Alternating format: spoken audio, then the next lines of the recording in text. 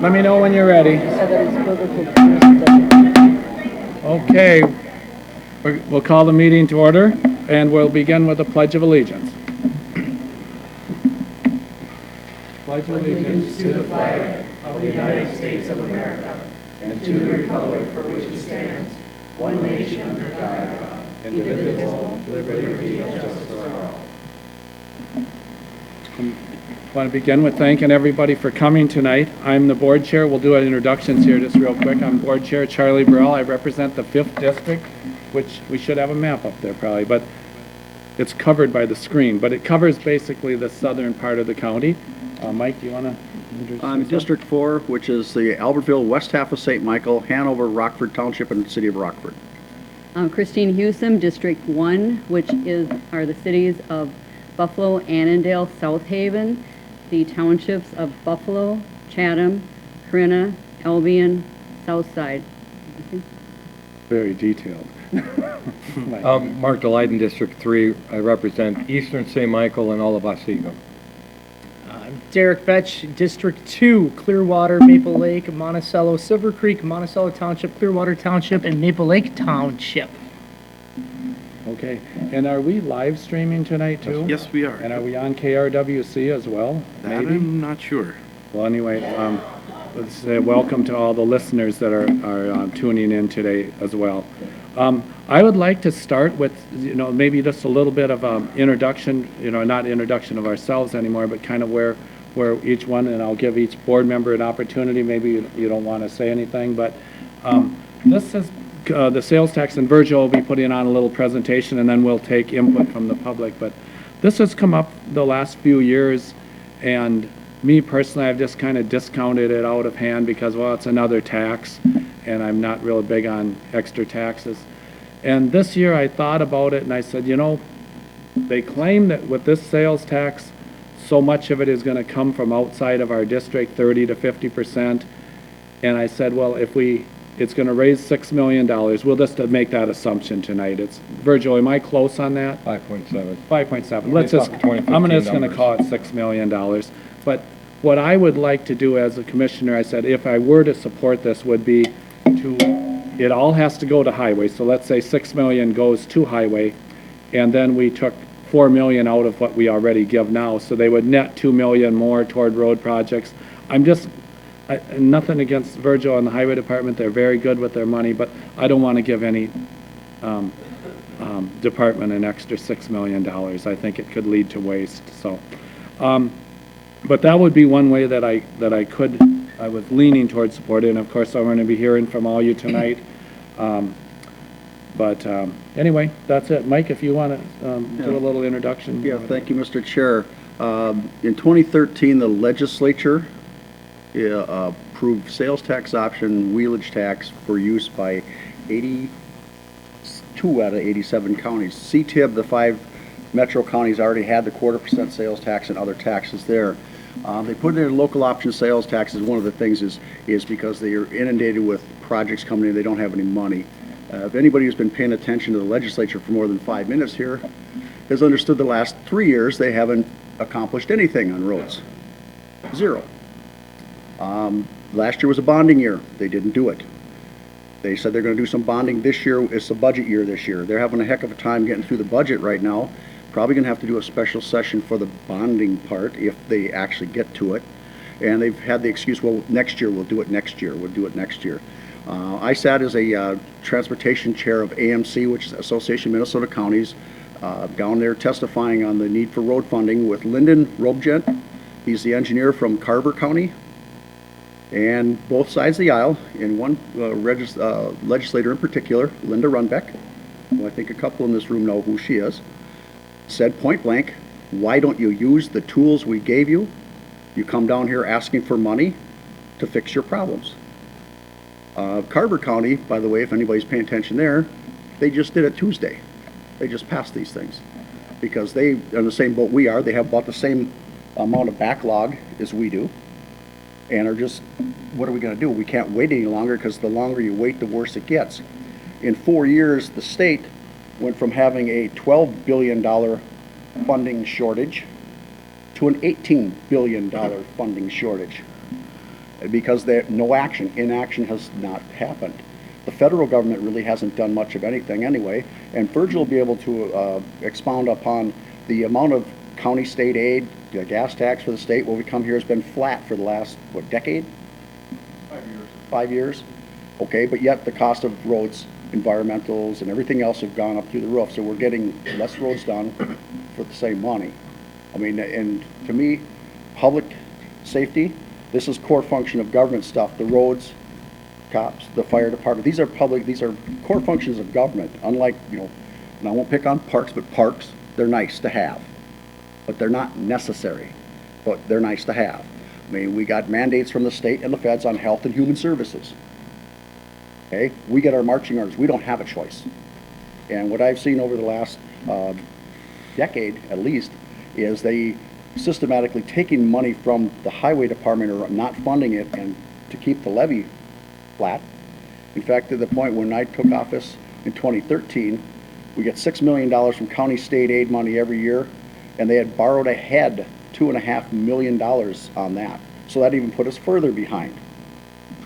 So we have very few options here. Either we're going to raise what's called ad valorem tax, your property tax, or we have this option. And that's why we're here tonight, is to sit this and explain this out and hopefully educate the crowd that's here on what corner we're in right now, because it is now north of 30 counties in the state have done this, and more are on the way.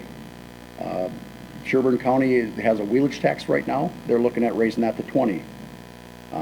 We looked at wheelage tax before, and it was decided that wasn't the way to go because it didn't bring up a lot of money for what the needs are. The needs exceeded what that money would come in. The road problem aren't going away. If any of you know how to make a self-sealing road, I'll be partners with you because we'll be rich beyond our wildest dreams. They don't fix themselves. They got to be fixed with dollars, tax dollars. And since the state and the federal aren't taking care of the problem, aren't supplying the money, all they're doing is shifting money, but they haven't even allocated it yet on the shifting. It really hasn't addressed the problem. I mean, and as our county grows like it is growing pretty quick, we're the 10th largest county now. By 2040, we'll be somewhere about 200,000 people thereabouts. How are you going to deal with this when 4 of our cities are going to basically double in population? How are we going to deal with the traffic issues that surround that? I mean, ask anybody who's tried to retrofit a road after everything's already in, it doesn't work. You need to plan some of this stuff right now. We know it's coming, and I'd rather plan for it to happen and not have it happen than not plan for it with knowing it might come and have it happen, because that's when you have problems. When you're chasing your tail, that's your problem. Part of why we're looking at it, we've dismantled quite a few different departments within this county to see how we're running this operation and how we need to run it. IT was another one, the Infotech, how we're doing that.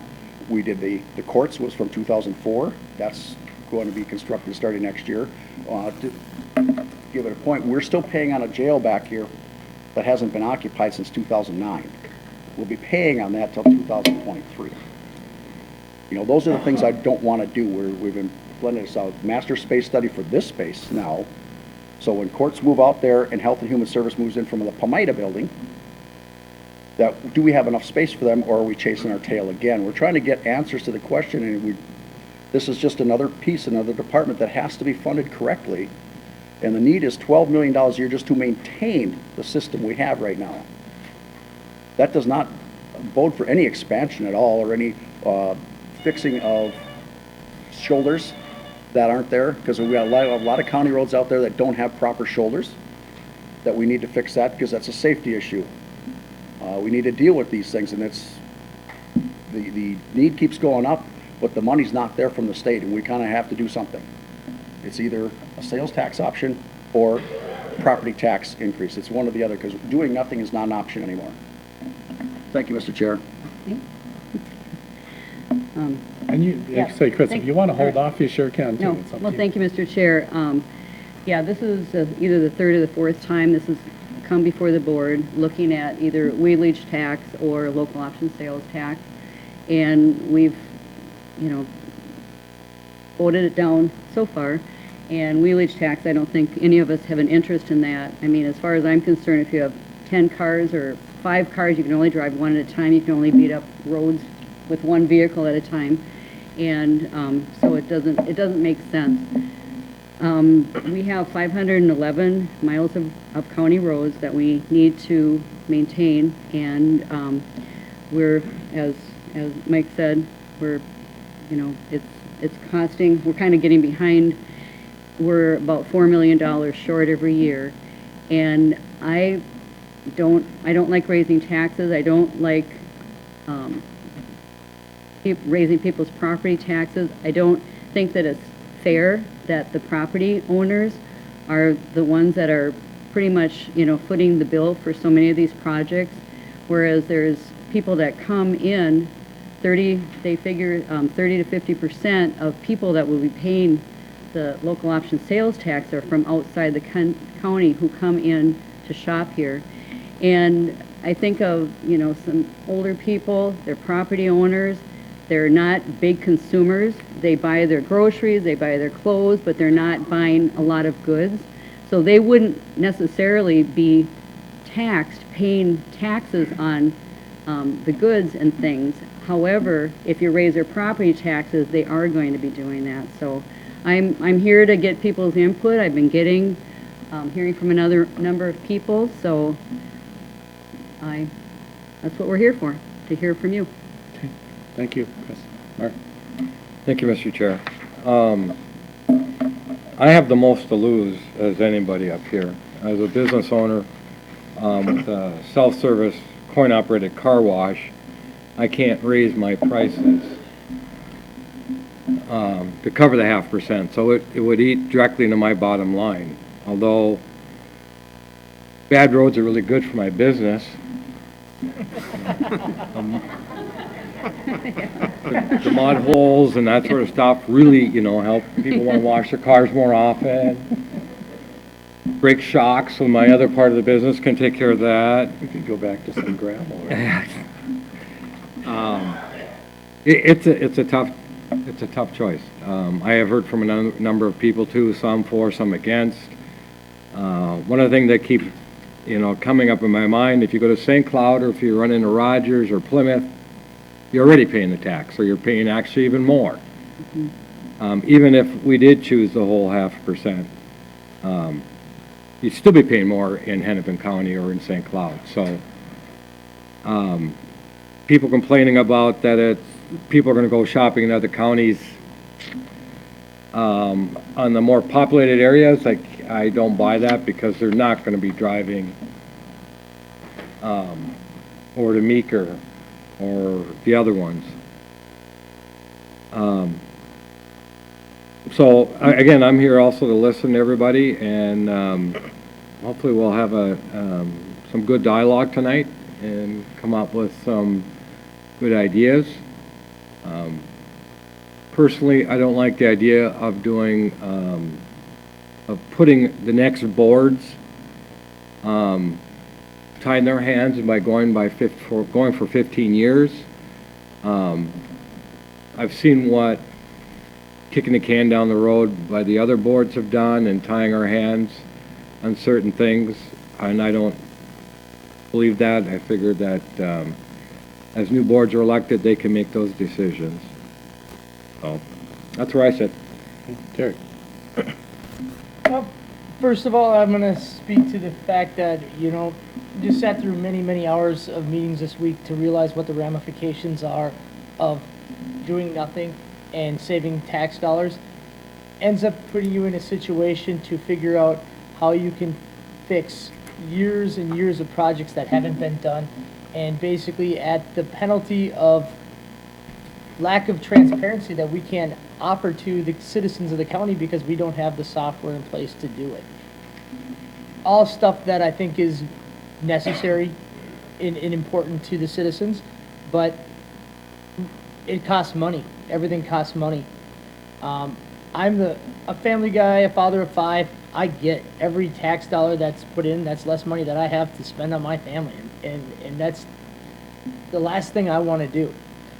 But coming into this office in January and having spent now 4 months in it and seen, I tell you, these folks here and their predecessors, they couldn't have run this organization any more lean. I mean, they have done a fantastic job fiscally. They've tried to keep the lights on and not take any more than what was needed to operate. Now, there is a level of it where I always state, you know what, how we maintain and how we build our infrastructure is what type of quality of life we will have. I think everybody in this room, everybody in this county wants a nice quality of life. So that at a certain point we have to ask ourselves, is the lights on only enough? Do we actually have to move forward and be a little bit progressive, even at the detriment of having to take a little bit of tax dollars? It's difficult because the state used to give us the money to do it, and that was enough. But as the state became poor, they don't have enough money to do their projects. Where do they go? They give it to the city. They just stop giving it to the cities and the counties. We have no other way to get the money other than to go to the property taxes. Or luckily enough, they gave us the bone with the sales tax. I look at a sales tax as a user tax. The rich, middle class, the poor, you get to choose what you buy. Those who have more, buy more. Those who have less, buy less. They pay less. It's unilaterally dispersed amongst the population. Whereas if I go to the ad valorem, go to the property tax, those businesses and commercial industries will pay the highest premium. They're the ones that offer us our jobs.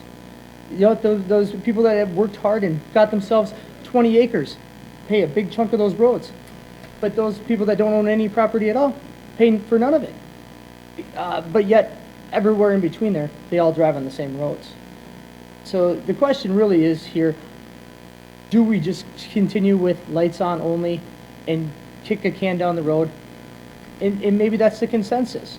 Or do we be progressive and try to make sure we maintain a high quality of life for the citizens of Wright County if that's what they want? Okay, thank you, Virgil. Virgil Hawkins is our highway engineer. Virgil, why don't you step up, and I see you brought some staff with you there too, some very talented staff, I might add. Introduce maybe, or Thank you, Chairman Burrell. Yes, I'm Virgil Hawkins, the County Highway Engineer, and with me tonight's Chad Hausman, the Assistant Engineer. And tonight we'd like to show you a quick video and then a presentation, and then we'd welcome your comments to the County Board regarding the transportation funding. As you're likely aware, Wright County is one of the fastest growing counties in the state. This growth has placed stress and demands on our highway system. With the increased traffic volumes and development, we have some two-lane highways out there now that no longer have the capacity to function safely. We're going to need to rebuild some of these highways to four-lane highways, which costs a lot of money. Now, many states have increased their gas tax to provide additional revenue for county and local roads. Just this year, Tennessee, Montana, California, and Indiana are in the process of increasing their fuel taxes. This brings a total to 21 states that have increased their gas tax since 2013. Minnesota is not one of these states, and it does not appear like this is going to happen soon in Minnesota. However, with this 2013 legislation, there is this local option sales tax that's available to counties to help revenue for transportation. Really, the focus and purpose of tonight's meeting is to compare the two different methods of paying for these improvements that are needed. One method is property taxes, and the other method is this local option sales tax. The property tax puts the full burden on property owners, where the sales tax option puts the burden in a shared between residents, commuters, and visitors to Wright County. So with that, I'd like to show a short video, and then we'll have a presentation, and then we'd welcome your comments after that.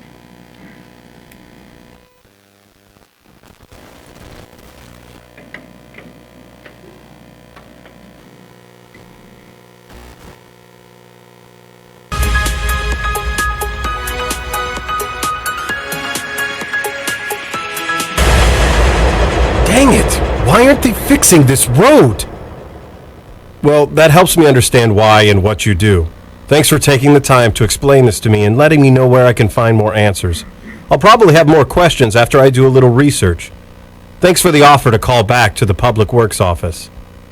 Okay, thanks.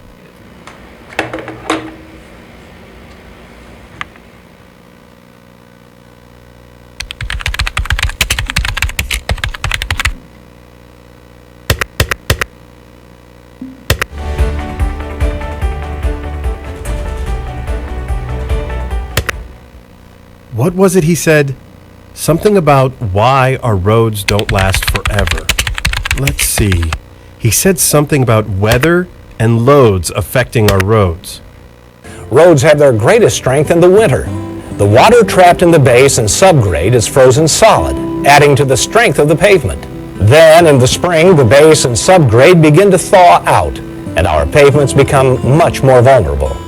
When the air temperature reaches about 35 to 40 degrees for several days in a row, we have a layer of soggy, water-logged base material under the paved surface. When a loaded truck comes along, it's easy to see what's going to happen. With reduced support from the underlying materials, the surface layer deflects more and wears out faster. We're all familiar with the result: pothole season. Ah, another reason to hate winter. Now, what was that about loads? While intuition may tell us roads are solid and immovable, that's not really the case. Every road is impacted by each vehicle that passes over it. Here's proof. This gauge measures the amount of bending or deflection caused by the weight of a vehicle. As the truck approaches, notice that the gauge first swings to the right. That means the road surface actually moved upward a small amount in a ripple effect caused by the approaching tire. Now we'll restart the action. The gauge swings to the left as the truck moves over the pavement. That means the pavement is being deflected downward. After the truck passes, the pavement rebounds to its original position. This cross-section of a road gives us a somewhat exaggerated but still representative look at what we just saw. Notice that all of the layers of the pavement are affected by each pass of the truck. The heavier the truck, the greater the impact on the road. The result of repeated deflection is progressive deterioration of the pavement. Pavement is a consumable. It's consumed primarily by the vehicles that all of us drive. The more vehicles using a road, the shorter the life of the pavement. So I guess roads don't last forever. The two things that wear them down are weather and traffic, especially heavy trucks. And the more trucks that use our roads, the quicker they need to be repaired. Well, that fits with what the engineer on the phone said. Roads are a consumable product that have a finite life. Kind of like this pencil. Okay, so if roads don't last forever, what was it he said about extending pavement life?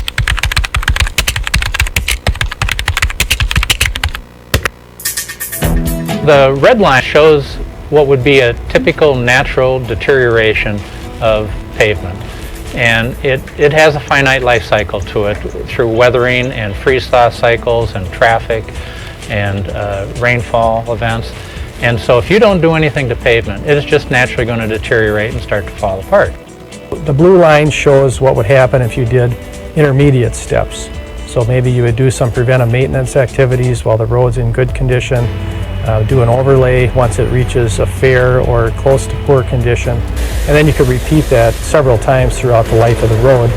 If you do the right fix at the right time, then you not only can increase the overall service life of the road, but many times you can reduce the overall life cycle cost as well. That must be what my engineer was talking about, and why they weren't working on my road. Because once a road reaches a certain point, it is better to spend money on roads that can be saved. The engineer also mentioned having a process to determine when to do what, and that it isn't always cost-effective to fix the worst thing first. Something about a process to manage pavements. Counties and cities in Minnesota are doing pavement management in many ways. Some use commercial computer software, while others develop their own methods. Pavement management can be effective all the way from a 3-ring binder notebook to the most sophisticated software. The goal is to assemble the data that you need to make decisions. It's a program that lets the policymakers decide what quality of life they want to have for their community, and that's their job. My job is to provide that quality of service and that quality of life in the most economical manner that I can. And this is a tool that helps us do that. Using a pavement management program allows us to use the limited resources that we have the best. And we've learned, it's been proven to us, that if we wait for things to break and fall apart, they're much more costly to replace than if we put a little bit into it during its life cycle. staff actually walks our streets every year to assess the condition of our pavement in the city. We have an inventory of the condition of every street in the city, when it's likely to need both maintenance and eventual reconstruction. And as a result, we're able to do a much better job of planning our street maintenance work, spread it out evenly over time, and reduce the cost of the taxpayers. As we've seen, pavement management is helping cities and counties throughout Minnesota. Agencies are making decisions based on the system-wide view that pavement management gives them. They're making decisions based on facts. Well, that's informative. So what did I just learn? I now know that pavements have a finite life. And the two things that wear them down are weather and traffic, especially heavy trucks. Fortunately, our city and county engineers can extend a road's life by occasionally doing some preventative maintenance. And they have tools to help them decide when to do what. That makes sense, which is probably why I see them working on roads that don't look as bad as mine.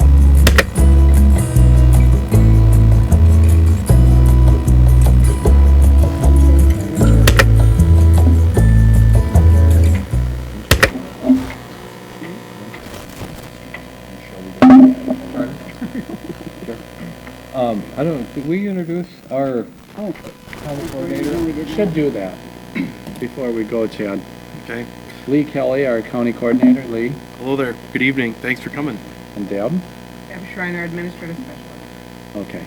One thing I did want to bring up, all this information that's been handed out tonight will also be on the website. Correct. Under tonight's agenda. Correct. Yep. Just for those that aren't here and those that didn't get enough paper tonight, there is more for them there. So. Ready? Go ahead, Chad. Next, we're just going to give a short presentation.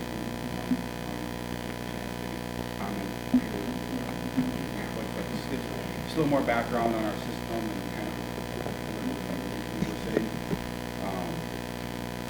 Make sure he's talking in the mic.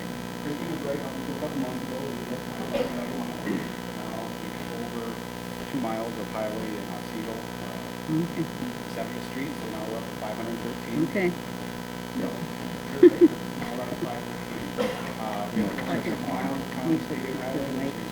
Partially, primarily by user funded gas tax, and 107 miles of paved rural highways. We're fortunate that 100% of our county road system, which is our 3-digit numbers, are paved. Not many counties can say that. So, but with that comes some additional cost to maintain it, and those are funded 100% by local levy. All right. So we currently spend approximately $9.5 million a year. That fluctuates a little bit with federal funding, but but that's mainly for our pavement preservation, reconstruction, safety and bridge projects. That $4 million gap is basically what we feel is needed to preserve what we have, and every 2 to 3 years reconstruct a rural road like we're doing, like we did on Highway 12 north of Buffalo, and 3 south of Cokato, and this summer 3 north of near South Haven from 55 to the county line. So every 2 to 3 years we'll do a project like that. And then also we have our annual maintenance activities, which really extend the life and are vital to get the life we need, which is crack filling, seal coating, and microsurfacing. Annual need based on life cycle costs, pavement preservation is approximately $6 million a year. And pavement preservation, that's basically where we just deal with the upper few inches of the road. We'll mill off the pavement and put down new pavement, or we'll chew it all up with the gravel, recompact it, and put new pavement on top, and that stops a lot of the cracking. The reconstruction or expansion, obviously expansion is pretty straightforward, going from a 2-lane road to a 4-lane road, or just adding a 3-lane section all the way through, more in our urban areas. And the reconstruction is basically, like I said, that's where we're that's where we're dealing with not just the surfacing, but the subgrade. You know, used to be when they built the roads, you know, in the 40s and 50s and 30s, they were dealing with much smaller vehicles, much smaller weight, so they basically just scooped up those to make the ditches, threw it in the middle, threw some gravel down, and paved over top of it. So what's underneath there is really a lot of topsoil and junk a lot of times. So eventually it reaches the end of its useful life, and we got to go remove that poor material, put some good material down, and then we'll add the shoulders, flatten those in slopes so you can, if you leave the road, you're not rolling over, and then provide a clear zone for errant vehicles or people that leave the road so they're not hitting trees or any other obstructions. And then also our safety program is where we do like spot intersections, add some turn lanes, and then replace bridges. Luckily, our county does not have very many bridges that need replacement. We've been fortunate that way. And then so our current funding, we have our state aid allotment is just a hair under $6 million. Our local levy in the last few years has been around $3 million. I think this year is 2.75. Last year was a hair over $3 million. But every year when we do our annual budget, we make a presentation to the board and we work on that amount. And up until a few years ago, that was, what, Virgil, a couple $100,000? Yeah, so there's many years where the local levy amount for roads was much less than 3 Yeah, so that meant we couldn't attack our county road system, our straight county road system. So luckily that extra couple million we get in the last few years has allowed us to get close to preserving at least preserving what we have and not falling behind.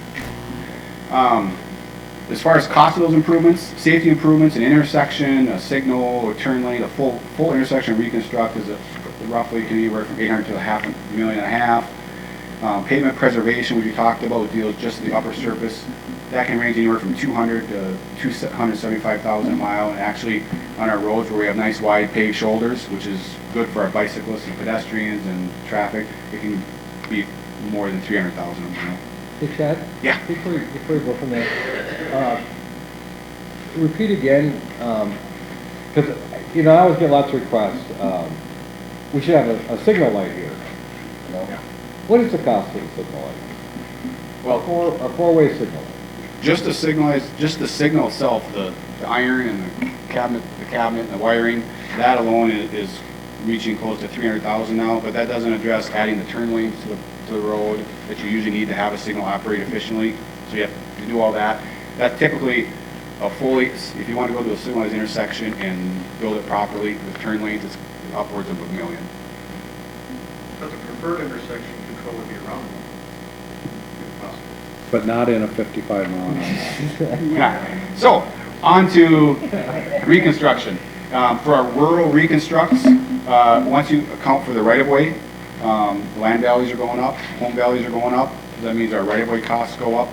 So, total cost for that is roughly $1.5 million to $1.7 million a mile. And obviously a 2-lane to 4-lane expansion, which you'll see like on our County Road 19, or it is anywhere from $5 million a mile once you throw in, sidewalks, trails, storm sewer, and it's highly variable. It could be $3 to $6 or $7 million a mile. All right. As far as across our county, we have traffic volumes that are obviously increasing as the population grows, and that drives the need to expand some roads to 4-lane. A good example is County Road 39 out about Siegel. I probably get call a week about when are we going to fix that road, and then there's, I would say every project on this list we provided, we've gotten multiple calls on of that section of road. Trucks are heavier. Legislature is even talking about raising the weight limits of trucks, so our roads aren't designed to carry that weight, so that curve they showed in that video, it'll push that curve down faster as truck weights go up.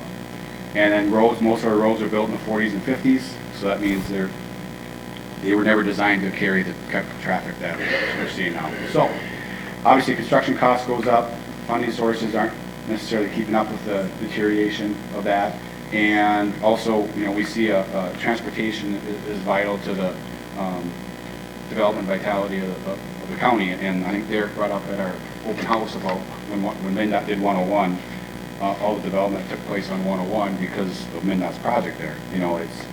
I don't say the cart before the horse, but that road being reconstructed drove all that, commercial and industrial development. All right, so our options, obviously, one is do nothing. We'll do what we have. We'll maintain, basically with the money we have now, we can, basically every 2 or 3 years, we'll do a couple miles of rural roads. The urban areas will stay the way they are, and we should be able to try to pull together what we got, We can work with legislators. Commissioner Potter commented on that already. We can raise the local property tax levy to fund the needs. And we'll show you an example of what that might look like. And then also what we're talking about tonight is the local option sales tax. Basically covered most of this already. 2013, we were given the option. It can be up to 0.5%. 100% is controlled by the county. Of the money we receive is controlled by us, and 100% of it must go towards the highway projects that we list or adopt as part of the public hearing. And also purchases that are already contributing towards roads or transportation funding are exempt from this sales tax, so they're not double dipping. So apples to apples, 0.5% sales tax generated about $6 million. That equivalent, our last levy was about 58 plus million, so it's about a 10% levy increase to match that $6 million of what a sales tax gives us. So comparing that again, based on some census data we found, the average household making $72,000 a year in Wright County, and that's plus or minus a few thousand as far as what the average income is, and it is on average spends $800 a month on taxable goods, which is about $48 a year of extra costs that have since sales tax. So, and the 10% levy increase to get to that $6 million would be $70 a year on a $200,000 home. Chad, that's an interesting fact because most of the houses that are being built, especially in the eastern part of the county, you're not going to touch them for less than $350. Yep. And I think, if I'm correct, the sales tax is flat. So if it's a $400,000 home, it'd be $140. And that's a home. It has nothing to do with our businesses. Oh, Which are businesses? It's a good question. Businesses. So a 0.5% sales tax, like I said, it's still $6 million. And whether, the business would see a $500,000 assessed business would see a $366 per year. So it's roughly double the tax rate of residential. 2% instead of 1. Yeah. Yep. So, and whether they pass that along to their goods and services or they have to eat it, that's what they would see from a property tax increase. And as far as how much comes from outside the county, inside the county, it's tough. Statewide, generally, some counties see more, some see less, but, statewide, the generalized projection is 20 to 30% from non-residents.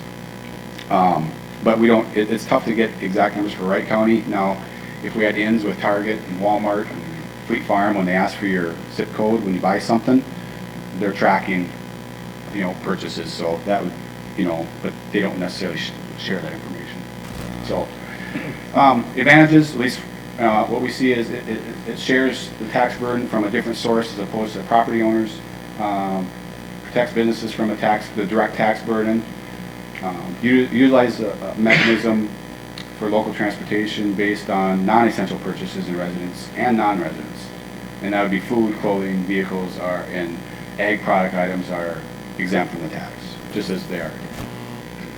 And you guys have this in your handout, so I won't spend much time on that. Basically, we talked about that. Carver County just adopted it Tuesday. All right, so what would this solution mean to us? Establishes a predictive funding source dedicated strictly to our highways. Enhances the safety, livability, mobility, and convenience factors for county residents. Ensures that highways and bridges can be adequately maintained and built to current standards and also our future capacity. Allows for sustainable funding for planning purposes. That makes our budgeting process easier. And allows us to leverage state and federal funding because anytime we get a lot of federal funding, there's a local match, and we'd also be able to use this for that local match. And positions our county for future commercial industrial growth. So with and without the sales tax, there's a couple of roughly right now we're spending $6 million on preservation, to maintain what we got, $1.5 million on safety and bridges, and $1.5 million in reconstruct. And we don't spend $1.5 million a year. We usually save it up for 2 or 3 years and do one project, and that's in our rural areas typically. With the sales tax, we're proposing it would be 50-50 between preservation and reconstruction, and then maintaining our $1.5 million safety and bridges. All right. How would it be spent? We proposed to spend it mainly on reconstruction and expansion projects that are provided tonight. Like I said, 100% goes towards only the projects on this list. And basically the tax has a sunset when the projects are built or upon a vote by the county board, and it could also be extended if they vote to add projects. So basically if they, if the population stalls and decide that, hey, we don't need these projects, they could vote to sunset or stop Chad, I collection. want to make that point clear. Within the legislation, if you don't have projects, you cannot collect this tax just for the sake of collecting it. You must assign and identify projects to collect it. Because you can't just collect it for the sake of collecting it. All right, couple left.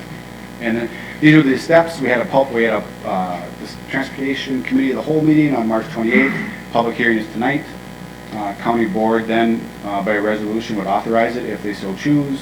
And then the next steps would be, we'd notify the Commissioner of Revenue 90 days prior to this local tax start date. And the start dates are allowed on either July or October 1st. And then we have to sign an agreement with the Minnesota Department of Revenue to collect that tax and disperse it to us. And then we notify all the businesses 60 days prior. And also notification to the public through our website. All right. Do you guys have any questions for me before I turn it over? Did this get passed out to people too? Yeah, they have it. Okay. What does the ADT 2017 stand?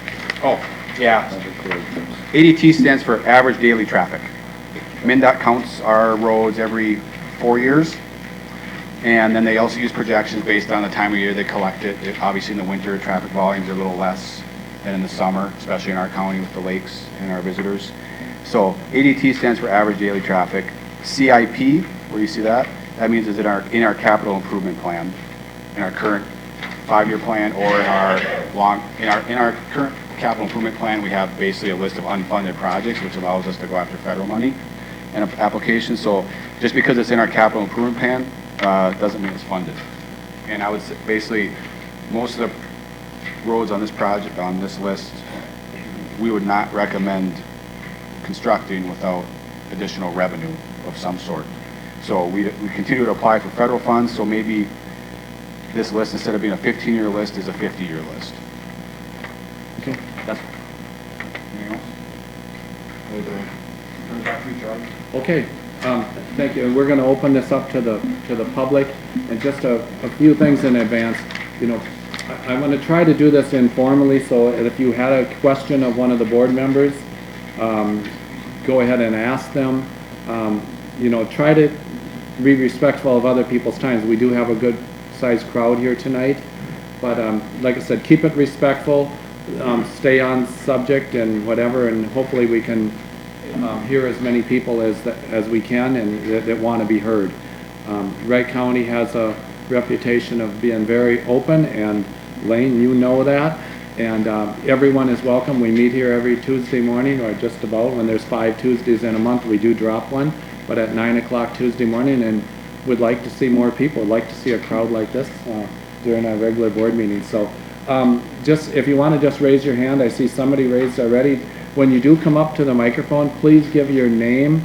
Do we want a name and address, or just a name and city? A name or a city of residence is fine. Okay, name and then a city or township where you're from, if you would please. So, and then do speak at the microphone, otherwise we won't be able to hear those. So, yeah, come on up if you wish. Yeah, go ahead. Yeah. So, name and then city or township. Go on the other side. This one? Yeah. The other side. Virgil, you want to show? Should we just check this out? Yeah, you can check. I got a question on something. Roger Hessedall, Marysville Township. Okay, hi Roger.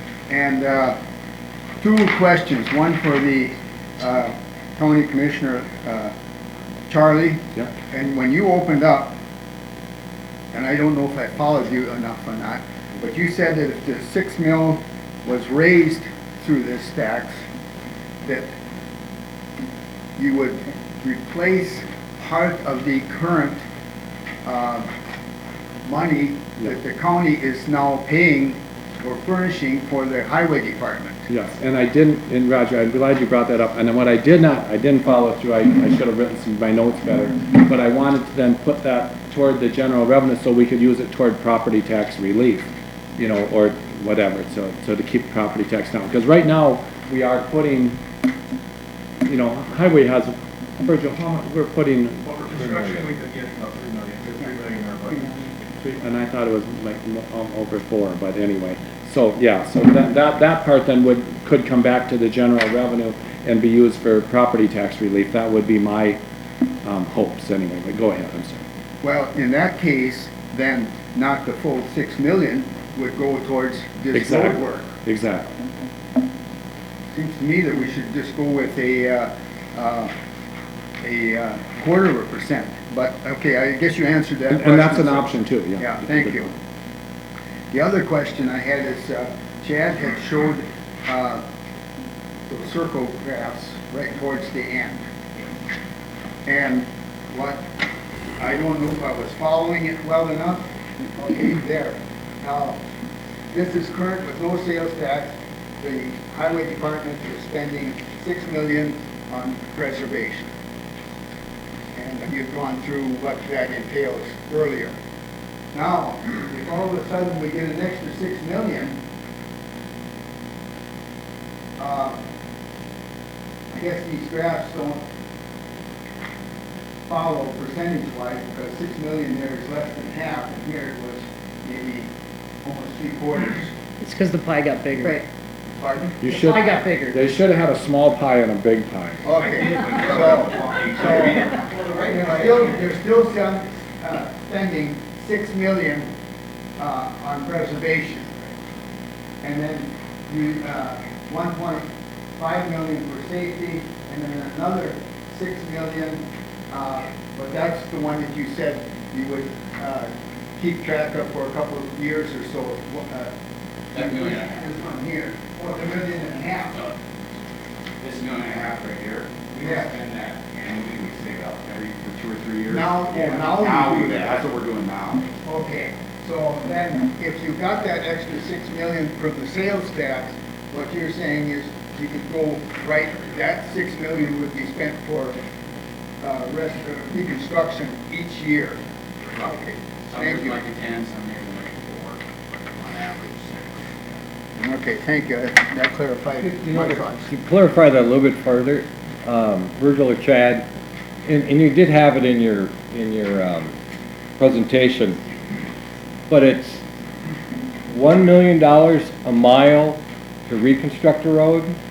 I can't remember. But maybe those numbers would help people understand too, that it is expensive. Right. You want to see that again, you said? Yeah, maybe just point it out, and I can't remember. It used to be $1 million, but it's higher now. Yeah. And if you look at just the construction cost, but we also have right-of-way and environmental studies and, you know, so that, it roughly it's at 1.7 million here. Yeah. Or 1.7 million per mile. Per mile. Per mile. Yeah. To reconstruct, and Yeah. that's to bring it up to state aid Yes. standards. Yep, That's state aid building the standards. base and. Now, our project on County Road 3 this summer, from 55 up to the county line, actually is less than that, but that's one of the few spots in the county where we have better sandy soils. So a lot of the stuff on site we can reuse as opposed to hauling in good sandy material. So that one is slightly less, it is less than that, but. What is that one? Per mile. I think we budgeted about 3.4 million. I think that was about 1.1, 1.2. Yeah. So, yeah, that's really cheap.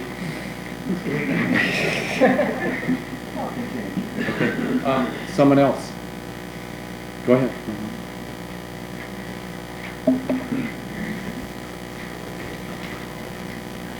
Kim Icorse, Marysville Township. I have two things to, one is more a statement, and that refers to the sales tax projections, which are the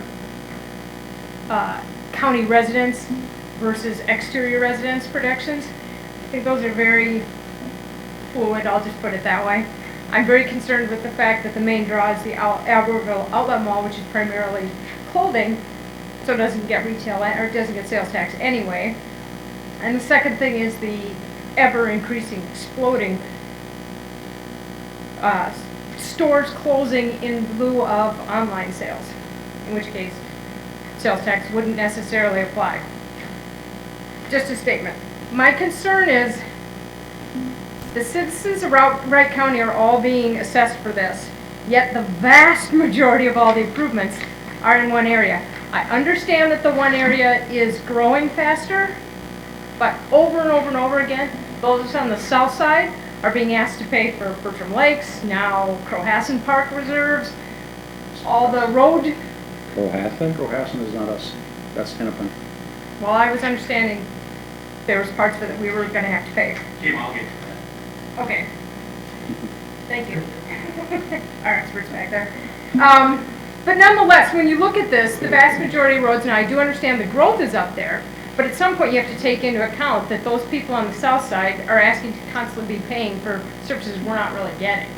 I mean, I don't drive these roads very often, if at all.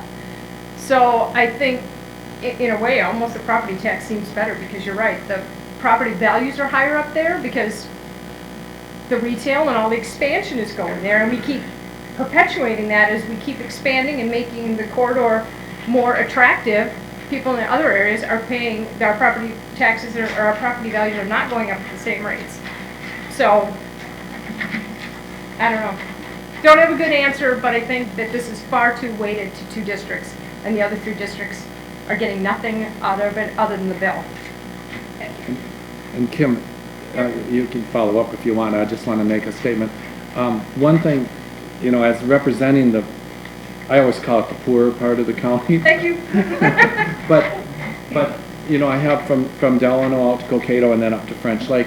But I will have to say, and I give the highway department credit for this, they have not ever displeased me as far as their allocation of things. They have invested, you know, our roads in our part of the county they're in good shape. I mean, They're better. They have shoulders where. Mine doesn't. Well, yours doesn't, but there are a lot more. We have. I just want to say. I just want to say how that. many people go off the road in front of my house? Yeah. But a lot. I am up close and personal with the highway department, and I have to say that I'm pleased with the way they allocate money. I've never had to call and try to lobby for something, a project. At budget, we did talk about Wolf Swamp out on 35, and that was a road between Chris's district and mine. But you go south of Cokato on County Road 3, I mean, it's probably the nicest road in the county. It is, right? I'll even just say it is the nicest road. But this is pretty telling nonetheless. If Yeah, you look at it, and there's virtually everything is in one quadrant. We do have a lot of the growth up there though, so. But Chad, go ahead, yeah. But thank you, that's, your comment's well received. One thing I forgot to mention in the presentation is that of our 513 miles, around 300 do not meet current design standards. Yeah, Do not. I think you did say that. Yeah, they did, okay. And then also, this list is only, it's less than half of our annual budget for roads. With this sales tax, we would have a $13.5 million roughly if we maintain our local levy. So the other remaining half of the budget can still be obviously spent throughout the rest of the county. So, I mean, this is listed, obviously, yeah, it does look like it's weighted to that, but it is less than, what we're proposing to be less than half of the budget. Chad, one other point to make on this, since Kim came up with the weighted part here.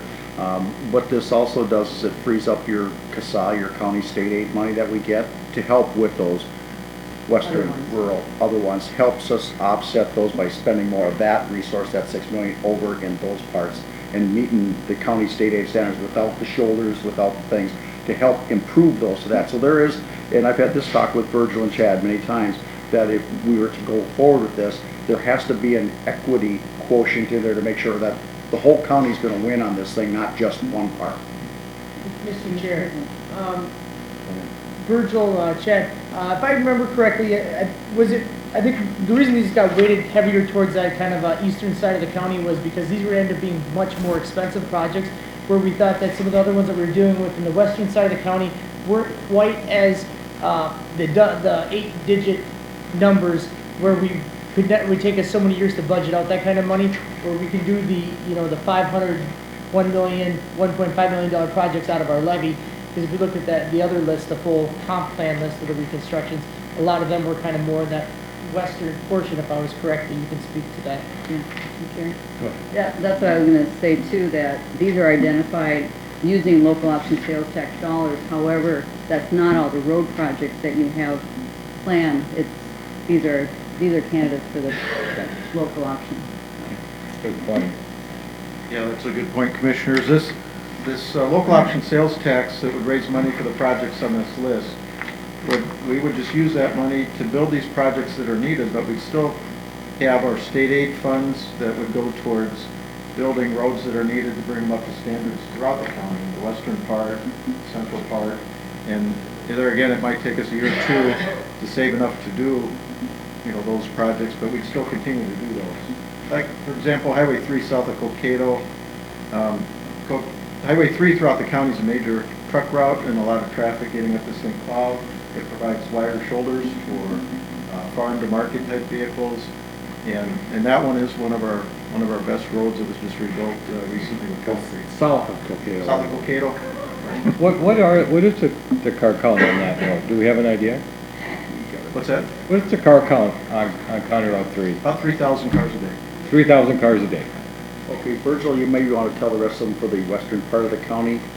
We just did a county road exchange for County Road 3 all the way up north there. We did some swapping of different roads up there to help complete that. Would you like to explain a little bit what we've done there? Right now, the project we're rebuilding this year, in fact, it starts next Monday, is on Highway 3 north of Highway 55 by Malco Tools there, and the state has put a signal system in there for safety, and we're going to rebuild 3 to the north all the way to Highway 2 so that entire corridor will have wider paved shoulders that meet state aid standards. All right, thank you. Next. Go ahead, Greg. I just want to say my district is very well represented in the audience. You wait till mine start picking up here. Hello, I'm Greg Holt from Cokato. I have the Ford dealership in Cokato, and we maintain over 100,000 square feet of tar parking lot. And so I'm fully aware of, the cost and what's going on to keep up the highways. The reason that I'm here, I'm concerned about, what kind of a price disadvantage Wright County will be faced with from consumers. I'm looking at the map, and I'm assuming that the sales tax, if we do 0.5% will go from 6.875 to what, 6.925? 7. It'll go to what? 7.1. 7.375. And are we currently at 6.875, right? Correct.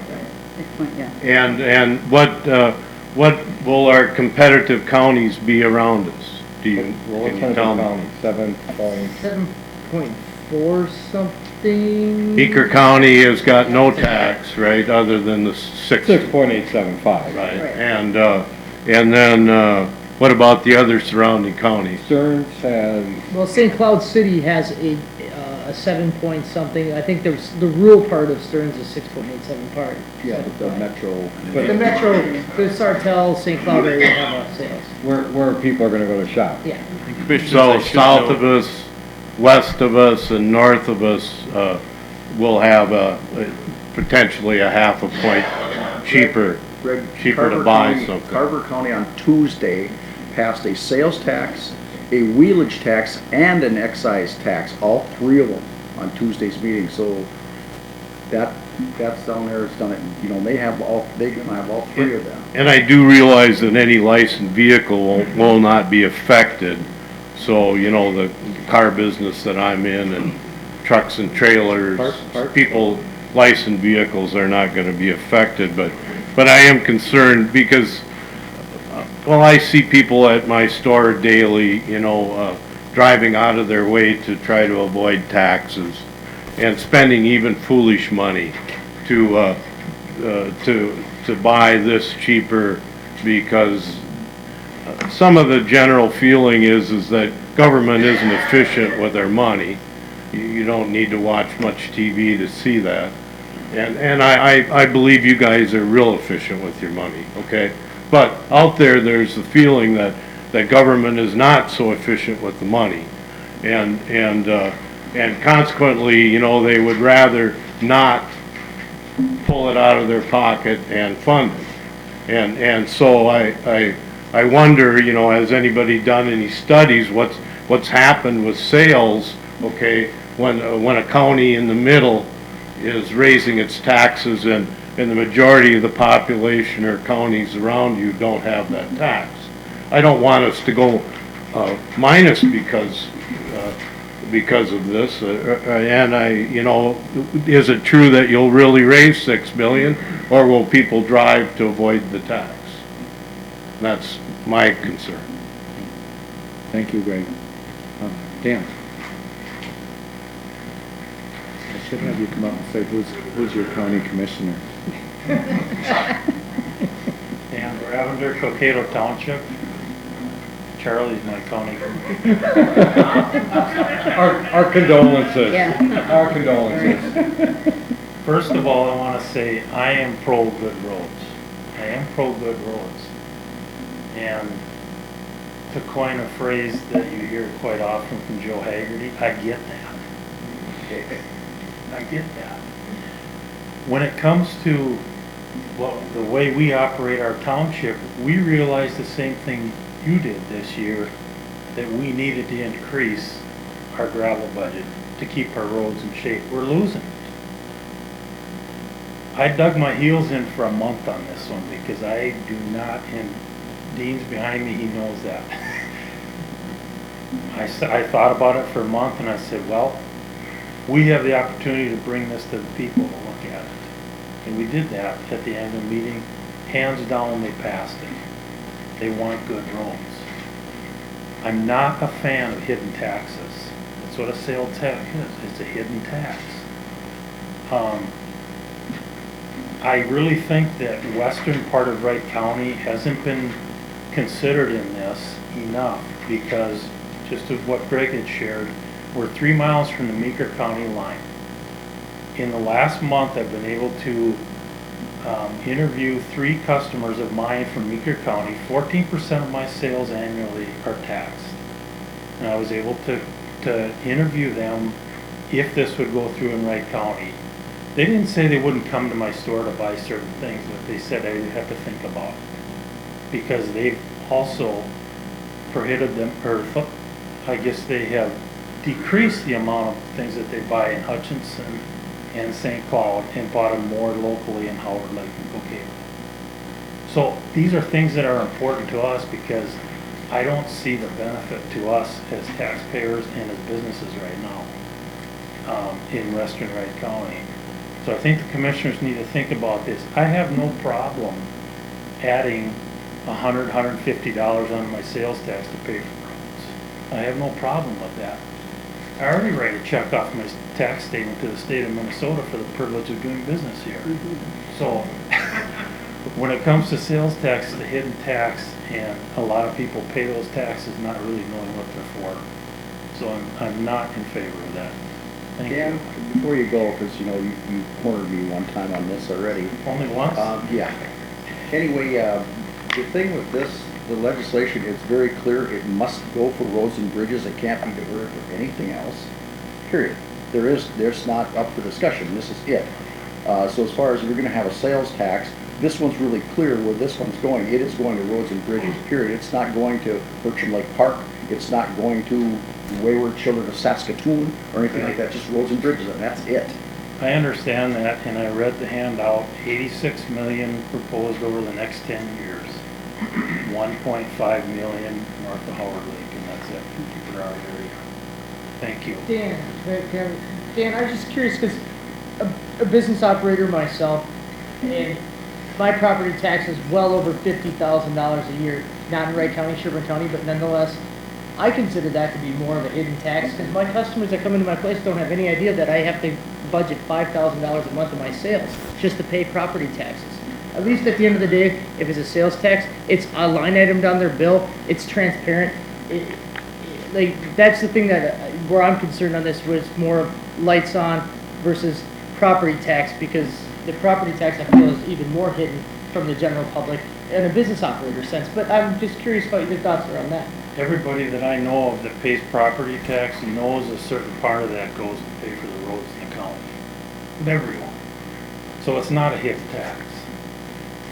So I disagree with you on that one. All right, I just curious on the thoughts, so appreciate it. I did want to follow up a little bit on what Mr. Holt said too, about the, I don't know if it's the psychological thing or the principle thing, but this, I'll just share a little story about what my wife does, and I actually support her on this, but she works down in the city, and on her way home, she'll need to get something sometime at a Target store.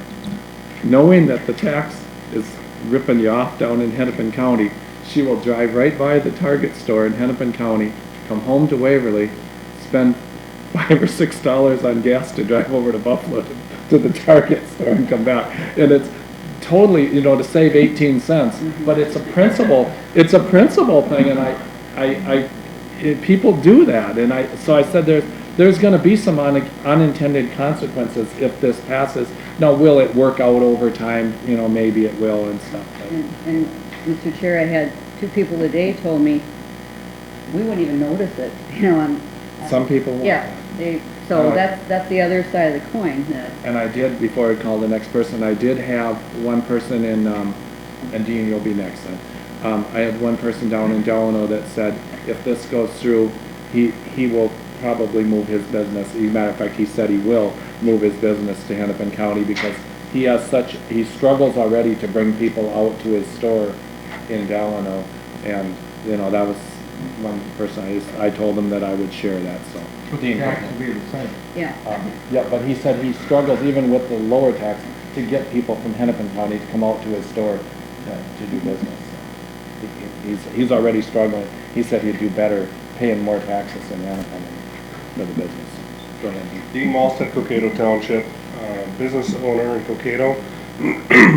we run a cleaning and restoration business that's 34 years old, and I'm not sure if anyone else would share this, but here's one of the unintended consequences of this, in that we as business owners are tax collectors in the state for various reasons. Those of us who have retail stores and are planted in an area don't deal with an area of the sales tax that those of us who do service work do. In that when we go to the city of Hutchinson, for instance, that has the additional sales tax on it, if we do business inside the city limits on one side of the street, we have to remember to add the 0.5% sales tax to our invoice. If we do business in the township on the other side of the street, even though it's the same zip code, we don't do the sales tax. We'll have to do, all of us who do service work in Wright County, and anyone who comes into Wright County who does service work from outside the county also now has to track that extra 0.5% as we do if we go to the St. Cloud metro area, and when we go and we get the Hennepin County transit tax and things like that when we go across the border that way. It means more admin time, it means another file folder, it means more paperwork, and it means more audit work that we have to deal with Minnesota Revenue as a gift to the county, just so you understand that ramification. That's a real cost to all of us who do service work. Thank you. Go ahead, please. Name and then where you from? Yep, I'm DJ Hartley. I'm the president of the I-94 West Chamber of Commerce. So I recognize businesses in St. Michael, Albertville, and Otsego. County? I don't. I actually live in Anoka County, which would be a good example to compare Wright County to for taxes, since we have buses and everything else. But first of all, I want to tell you about Carver County. Have you been to Carver County? The median income in Carver County is about $17,000 higher, and if you go there, it's like comparing Anoka to Maple Grove. So, and when you look at Wright County property taxes, when I looked it up for the country status, there's 3,143 counties in the United States, and Wright County is the 734th highest on property taxes. So you already have money allotted through the levy. Did that increase for this year from last year? And part of that was meant for roads? I'm guessing? Last year, they didn't get much of an increase because they put it in other areas. Okay, and well, buildings, so- I think that you're missing the fact that Rogers did a franchise fee.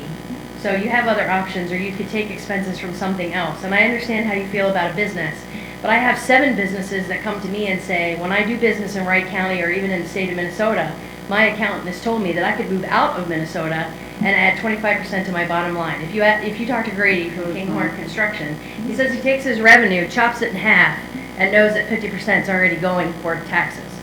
Then you have the fact that we raised the minimum wage in restaurants, so your restaurant owners are already struggling to get people to eat at their restaurants because you can't even get a burger for 10 bucks.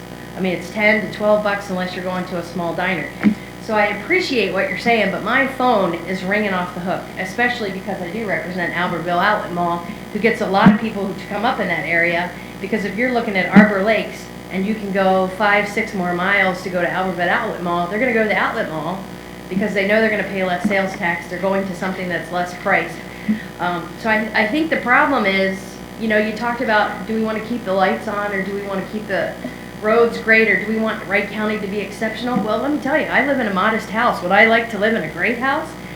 Yeah, but I'm keeping my lights on. So I don't know how many people in this room have gotten a raise, but I haven't had one in 3 years. So it seems to me that everyone wants to increase what we're giving, but I know that I've had to cut back where I go on vacation. I have to cut back what I eat. The Chamber of Commerce has had to make a lot of cuts because our memberships are down, because businesses just can't afford what they used to. So I agree 100%, roads need to be great, but you also said that you wanted to enact this for 15 years, and you know, you and I serve on the I-94 Corridor Coalition, so the legislature right now isn't giving us money for roads, but that doesn't cover the next 15 years. So, I mean, this is an option that just seems like you're going to cement it. And what if the economy just goes down in the toilet in the next 2 years? Is somebody going to turn around and say, well, we got that extra $6 million, and people don't have health insurance, and people don't have food, and the economy's down, maybe we should transfer that money? I mean, you can always make a vote on what you want to do with that money. 15 years is a really long time, and nobody in this room 15 years from now is going to remember that it's a 0.25% sales. TJ, I believe the 15 years is based on the projects here. That's how long it would take to collect to finish the projects on the list here. Right, but that would be to finish the projects. But what if the legislature comes back next year and, you know, the state money is coming out? I want to know what you're smoking, because they ain't doing it. Well, you can't say that. $300 million just got allocated for the corridors of You're on the commerce. same board I do. For 3 years, we've seen nothing out of them. Yes, and this is the first year where we've had Republicans that are dominating the House and the Senate, right? Yeah, and they have nothing. But you can't say that for 15 years. You don't know what's going to happen. But Well, they still gotta get it through. And Mr. Chair? I mean, they still got to get it through, but there's and no you still guarantee. need roads. I agree, but I'm just telling you, the businesses are not for this. That was, the 15 years is a proposal from Highway Department. We haven't said anything, or that, you know, if it's 5 years or whatever. Right. If this would pass, we're not locked in 15 years. They just identified what 16 projects they would take care of over 15 years. TJ, another point I want to make here is that if, by some miracle, the legislature actually gets their act together and does funding, this can be rescinded any time. Automatically? Do you have an automatic rescission in there? If You have to, Yeah. before a vote, to us up here have to vote it out. But who's going to remind you that they gave you money? Are You gonna- will. I won't. I'm busy. Very good points, thank you. Yes, come on up.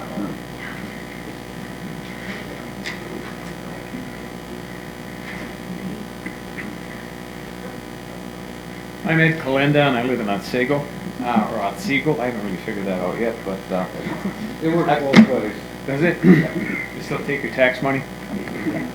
Whatever. But It anyway, depends on if you grew up there or if Uh-huh. you moved in. Okay. There's two different terms of how to use it. but I must say I moved back to state about 8 years ago, and I left back in '74. And there's been a big difference in the state between then and now, and it hasn't been to the good in my mind. With that being said, that's just an off-the-wall comment. I heard something on the TV last week or the week before. It says that Minnesota is within the top 5 states in taxes. We're in the top 10% or 5 also in gas taxes. We're very near the top. That was as of last year because I did some background checking on it. Also, I know that with businesses, you pay business tax, but we, the people who are buying the goods, are actually paying the tax. It goes down to the little guy. And that's one thing that has never been said, you know, where it should have been said. Okay, with that being said, I really hate like a sales tax or any taxes because, like, you know, say you can rescind the tax. I don't think in my lifetime, and I'm over 70 years old, I've ever seen a tax rescinded or stopped. It's like cancer. You know, it's once the cancer starts, man, you're a dead man. And so you may have to go this route, but I would say I would look very, very carefully about this and find out some other route. Or I would put right in that thing within 3 years, this thing will die, period. You know, and then after that, it will have to go to a county vote or something to that effect to get the whole county involved. Because I tried getting people to come tonight, and a lot of people are, you know, their kids are going for swimming or whatever, and it's hard to get people to really notice, you know, what's going on outside of their private lives because, like I said, raising a family is raising a family. So that is my comments tonight, and like I said, I just wish you, you know, look into this more and don't just do a quick thing. The rental tax, like I said, we the taxpayer get hit for everything. The ones that, as far as I know, and I'm not really, you know, I don't know everything about renting, but I know they just pay their check at the end of the month. That might be a few bucks there too, I don't know. It's, you know, it's all figured in. Huh? Yeah. It's all figured in.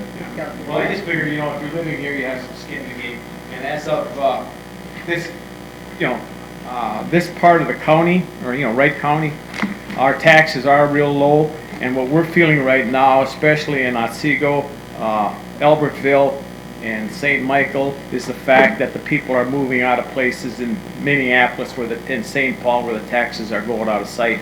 They're coming this way. And the reason they're doing that is because the taxes are completely out of sight. Thank you very much. That is a good point, sir. We do have the second lowest in the state for per capita spending. How you guys doing? I wanted to first thank you guys for having a meeting on Thursday night here so that you could get the participation that you're getting from the audience here. I know it's Lane, but we should.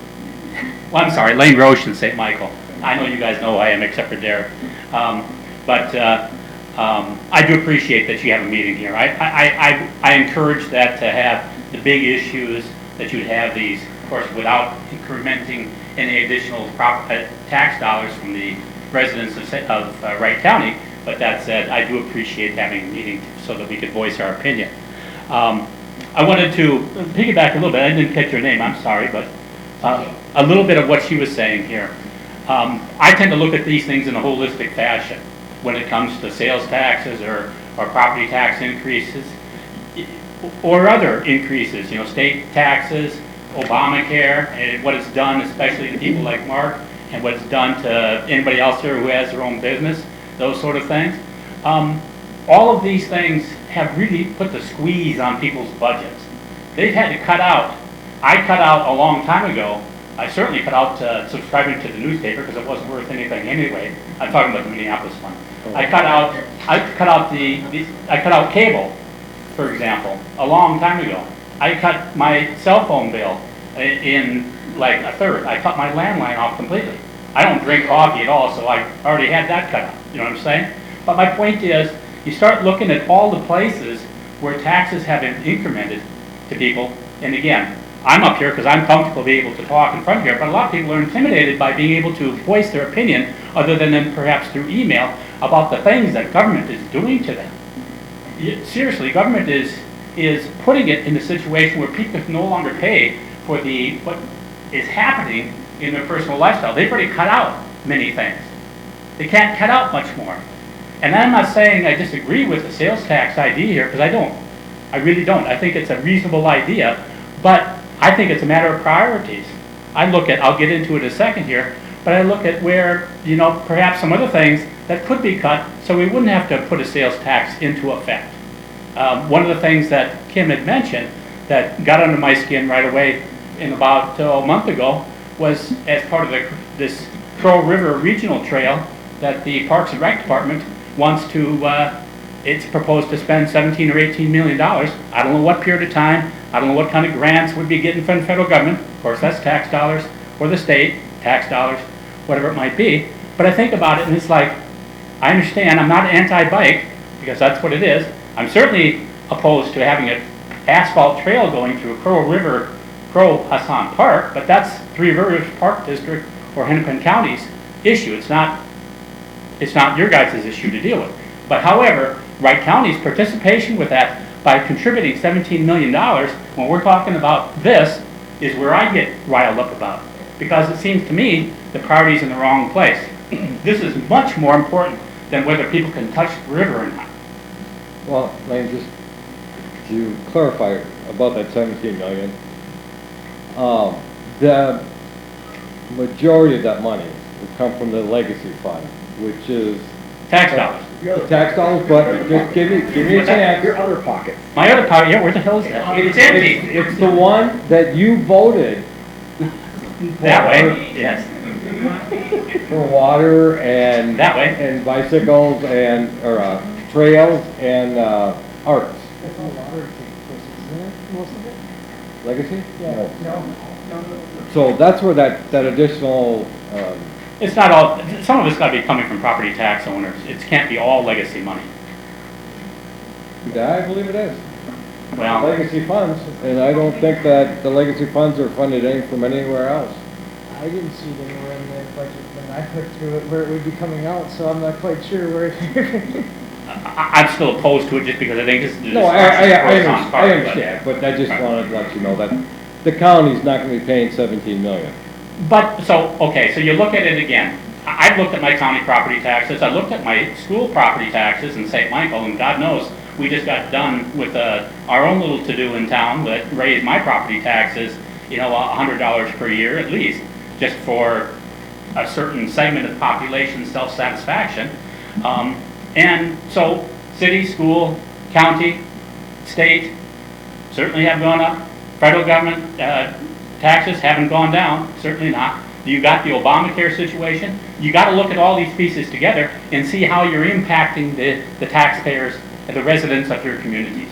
That's my objection to putting a sales tax in there, is that there may be other things that didn't need to be done or don't need to be done that could be squeezed out so that you can accommodate stuff like this. For example, I realize that, you know, bonding is something that is required to do when you have big projects. And Wright County just got done doing, what was it, the jail was about $30-some million, 35, 37? We refunded, we saved 7.2 million by refunding. 2 thumbs up, but it still costs a lot of money to do the jail. And I realize you're going to import prisoners so that you can help offset some of the dollars that are there. Bertram Lakes, one of those things that got on a lot of people's skin, that cost the county almost $40 million. Did it not? I realize there was grants, I realize there was other things, but it still costs a lot of money. $30 million at least. How much, Mark? 20, just north of $20 million for the property acquisition. Not the county. The total cost of the acquisition of the property. County was around, I want to say 3. Monticello paid for some, I understand. 50-50. But, okay, I get that. But the point is, maybe there are things that we can defer that aren't critical to the overall game plan here that you guys have got put into your current and future budgets that will allow you to not do certain things that are on, that have to take and have a sales tax. Maybe it's a quarter cent, whatever else. The last thing is, just specifically on the chart that's there, having, my concern is about County Road 19. Because County Road 19, what goes on there, and what goes on I-94, going up from Maple Grove all the way up to Albertville, it goes kind of hand in hand. What happens on I-94 will directly impact what happens on I-19, County Road 19. And if they get when they get the 3 lanes going up to Albertville and beyond, that may lessen the need for County Road 19. If you've ever been around that area on Friday afternoon, you know that it's a disaster because you have all the boats, all the lake traffic going up that direction because they won't go up I-94. Well, the average car count up by 94 is 20,000 cars a day On 19. on County Road 19. Today, currently today? Up by I-94, County Road 19, up in Elderville there. That's a lot. Yeah, that's a lot of. Yeah, I'm talking, what your project, what I saw here was, goes from Hanover up to 241. And that's one of the biggest one of the two biggest projects on the list. Yeah, and I don't remember that. That one I think was closer to 12 something. 12 or 15,000 a day. It's 12,900 cars a day. Is that what it was? I've done a lot of driving up that road to avoid I-94 in the past, and as I-94 gets fixed, So have I. and I hope you defer that project way down because as I-94 gets fixed, your traffic counts may go down as a result of that. Yeah, Lane, that's why that one's on the long term, because if something fixes, that could be removed and something else could be in there. But you need to identify these projects, whether you do them or not is a different story, but they need to be identified in that. If you looked at, that was on the 10 years plus the long range. Right. Because say 94 gets fixed and for some miracle, the funding happens and that gets fixed and that project's no longer critical, it won't get done. And I agree with that. And I understand what it's there. I'm just strongly objecting to it because this is one of those situations where if you build a 4-lane highway, where County Road 19 is now between Hanover and 241, to kind of make it a 4-lane highway all the way up to 19, it's like one of those Field of Dreams things. If you build it, they will come. And they'll turn that place into a 70-mile-an-hour zone. And you will have so many people coming up there, that you'll make that transition from whatever they're going to be driving to where they already don't go 30 miles an hour from the point that they enter St. Michael all the way up to 241. Okay, this is Lane for Virgil, maybe you can answer him. At what point in time when you get a traffic count do you consider going from a 2-lane road to a 4-lane road? What's that? Isn't there a magic? Yeah, the 2-lane roads pretty much reach their capacity for safety of 13 to 15,000 cars a day. And if you go to rebuild a highway, you look at the projected traffic volumes, what volumes are going to be 20 years from now. And clearly, when we get to that segment of Highway 19, the volumes will be justified. These assumptions are being made on economic conditions as they are today. I know you're working in hand, perhaps with demographers, to be able to figure out how many people are moving into this area, that area, or whatever else. I'm assuming. Yeah, that's all we can do. But we haven't had, it's been almost 10 years since the big crunch happened. And if you look at what Peter Schiff has to say about the economy as a whole, people are putting themselves into debt. We're doing all the bad things, not me, but we're doing all the bad things that we did before we got into 2008. So I would be careful about how far you extend yourself. That's my only word. Thank you for your time. Thank you. Next. Johnny. Just because we know you still have to say your name. John Schmidt from Buffalo Township. First of all, think back a while. I don't know when the Wright County Highway Department started. I know it's been a long time. From then until now, I believe it has sustained itself with the tax money that's been appropriated by the county board. What has changed? I hear growth. Commissioner Potter, your big thing is growth. Growth means people, right? Okay, where do people live? Houses. A few live in tents, not too many. So, Getting a Charlie's into the so county, if we're going to have all this growth, we're going to have houses. We're going to have more stores. We're going to have, hopefully, some new industry, some new business.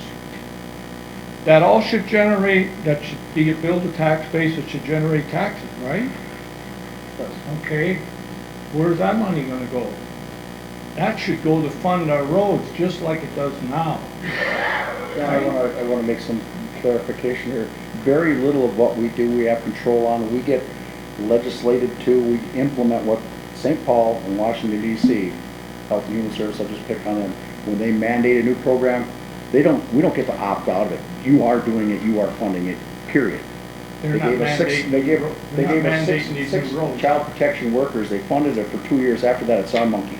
So we're talking about highways. We're talking about roads. Those are things that are taking that growth revenue and extracting that out so we can't use it. You can't spend the same dollar twice. You can spend here or there. And when we get mandates, unfunded mandates, those are what really cripples budgets. So you're saying a bigger share of the county budget is going for what than it used to? Health and Human Services is a very large part of this budget. It rivals the highway department. But Don, what you're saying though is with the growth of the county, we can make up for this with property tax. And that's, the person that sat in this chair last year, Pat Sawatsky, said that. And the one thing that he always kept bringing back is, you know, you talk about some of this money is going to be raised from outside. Well, when you raise property tax, it comes from outside of a portion comes from outside of our county too. Albertville Mall, as far as I know, does not, those people do not live in Wright County. The XL Energy plant, that's paid by a lot of people all around the state. Down our way, there's a lot of farmland that's owned by people that don't live in Wright County. So I mean, But they're still paying taxes. They're still paying Taxes taxes. coming to Wright County, So- that's what I'm getting at. Mr. Chair, I'll argue that they can still choose to not do business in our county. If you decide to choose to take that tax right there, no different than a person with a sales tax. They can drive to some other place to buy it, you tax their property rate higher, they can also choose to close their business and open their business someplace else.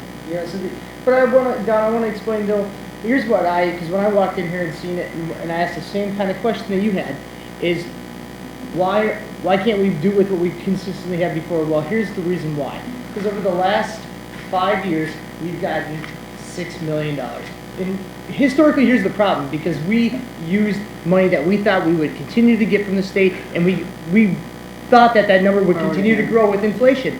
Well, but the state for the last 5 years said that the same dollar amount is going to be the same and same and same and same. But our cost over the last 5, 6, 7 years, inflation has gone up. And with that, and the cost of fuel, so the cost of reconstructing roads, that price went up. We're still at $6 million. On top of that, growth happened, and now we had to be new projects to meet the growth needs. But we're still getting the same $6 million from the state. That's where the problem came in, because we were using money that budgeting to pay for the roads with state aid funds that you always thought, because historically in the past it kind of grew every year, but it didn't. And that's why we're going down the same path saying we need more money. They're saying we're not going to give you any more money because we gave you a tool to get your own money. But Derek, what Don is saying is, instead of doing it through the property tax or the sales tax, to do it through property tax, to maybe just raise the levy a little bit, much like Dan Bravender said, that was the discussion they had with the people in their township, and they said we're okay with it. So it's just, he's not saying you don't need the money, he's saying how you raise it. Not in favor of raising property taxes. Oh, well then I misunderstood. I'm in favor of seeing where with all this growth, why aren't we generating more money? Derek he is right about that. The state, instead of going up with inflation, they have plateaued off.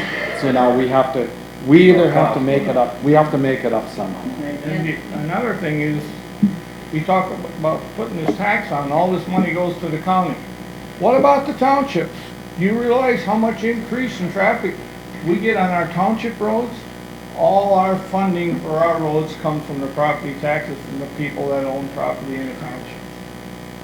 I think there's a fairness factor there too, because we get a lot of traffic on our roads, and the ones that are gravel roads, you know how long gravel roads, they just pound them to hell.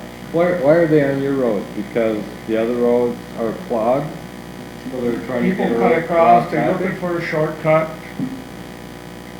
Shortcut because of traffic jams? It's just the way it is. Then I got one question for Virgil. Saw this eye up here, I would like to see this little piece that goes for salaries, new equipment. What your department spends on that in here, I didn't see that. That's a different fund. That's the different fund. Tonight we're just talking about construction funds. I'd like to know what is the figure. We get that for you. I have it right here in my Thank budget. you. Okay, let's do Tom way in the back, and then I'll come over here.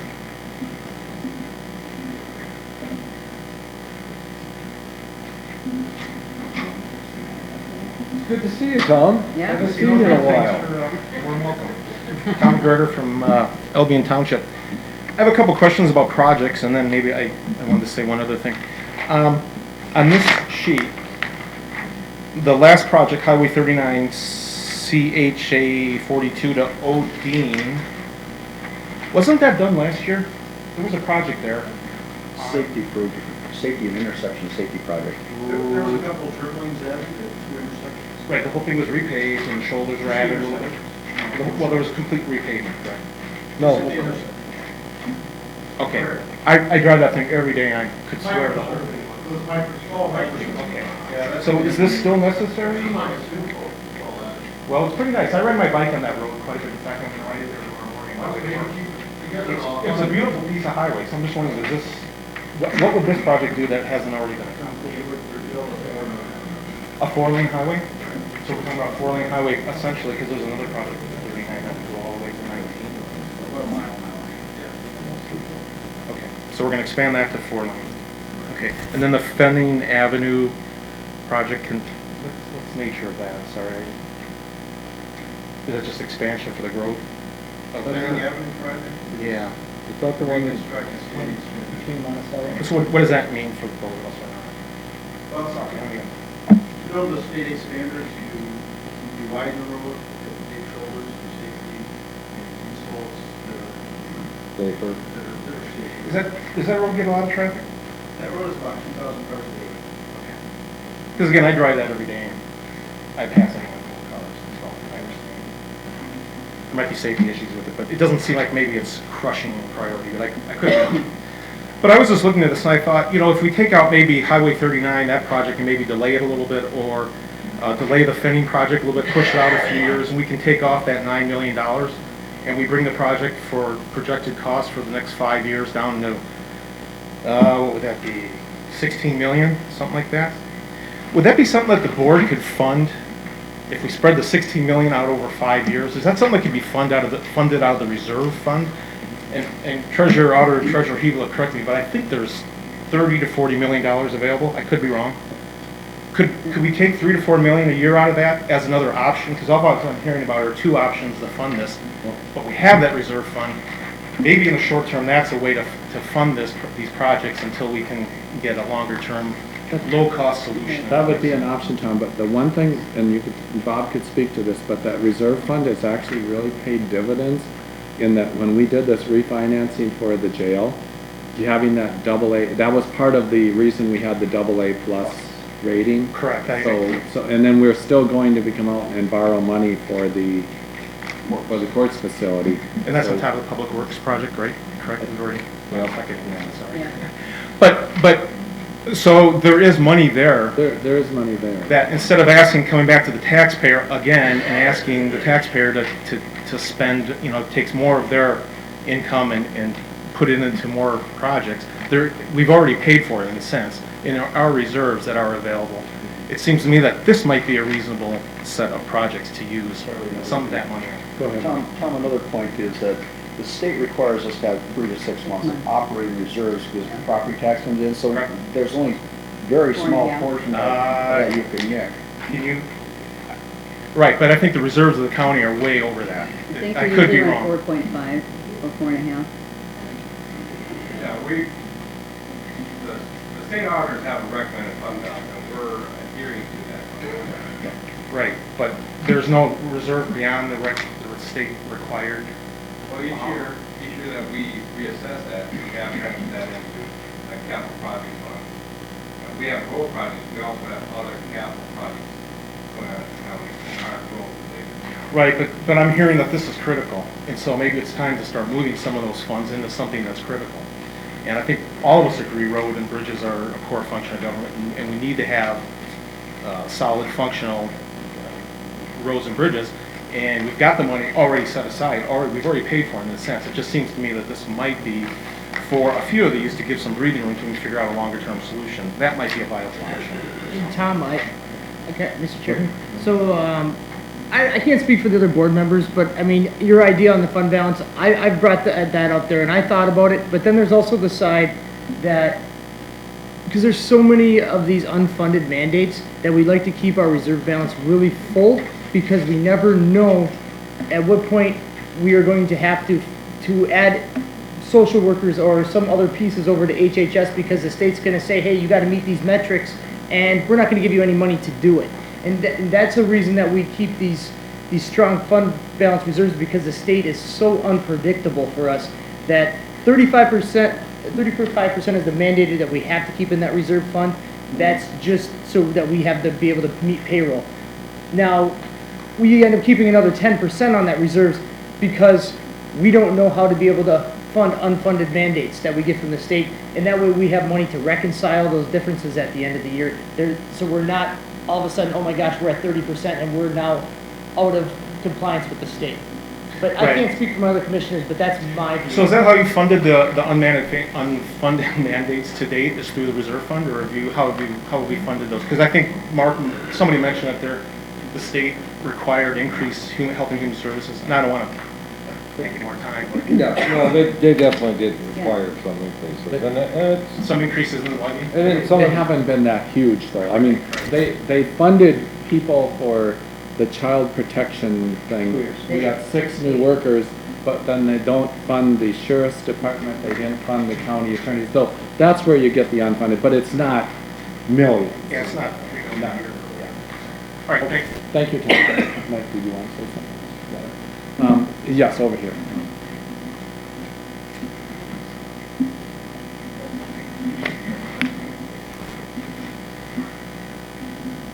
Figured I'd talk about now so you guys get a change of pace. Kevin Castle, St. Michael resident. I also spent 8 years on the St. Michael City Council. I'm also the current mayor. I just want to make sure that you were going to say that. Yeah. I don't want you to hide. I don't speak as the mayor tonight. Our council has taken no position on this, okay?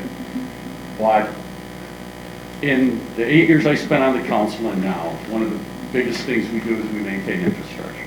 It's the most important thing for the city. Businesses don't want to come to your town and put in a precision manufacturing facility and then have to drive down roads that might knock those instruments out of whack while they bring them into where they've got to go.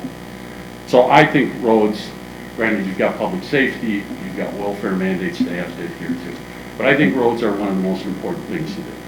Now, I would come here tonight and tell you to raise the property taxes, but over the years it appears that there hasn't been the will to do that.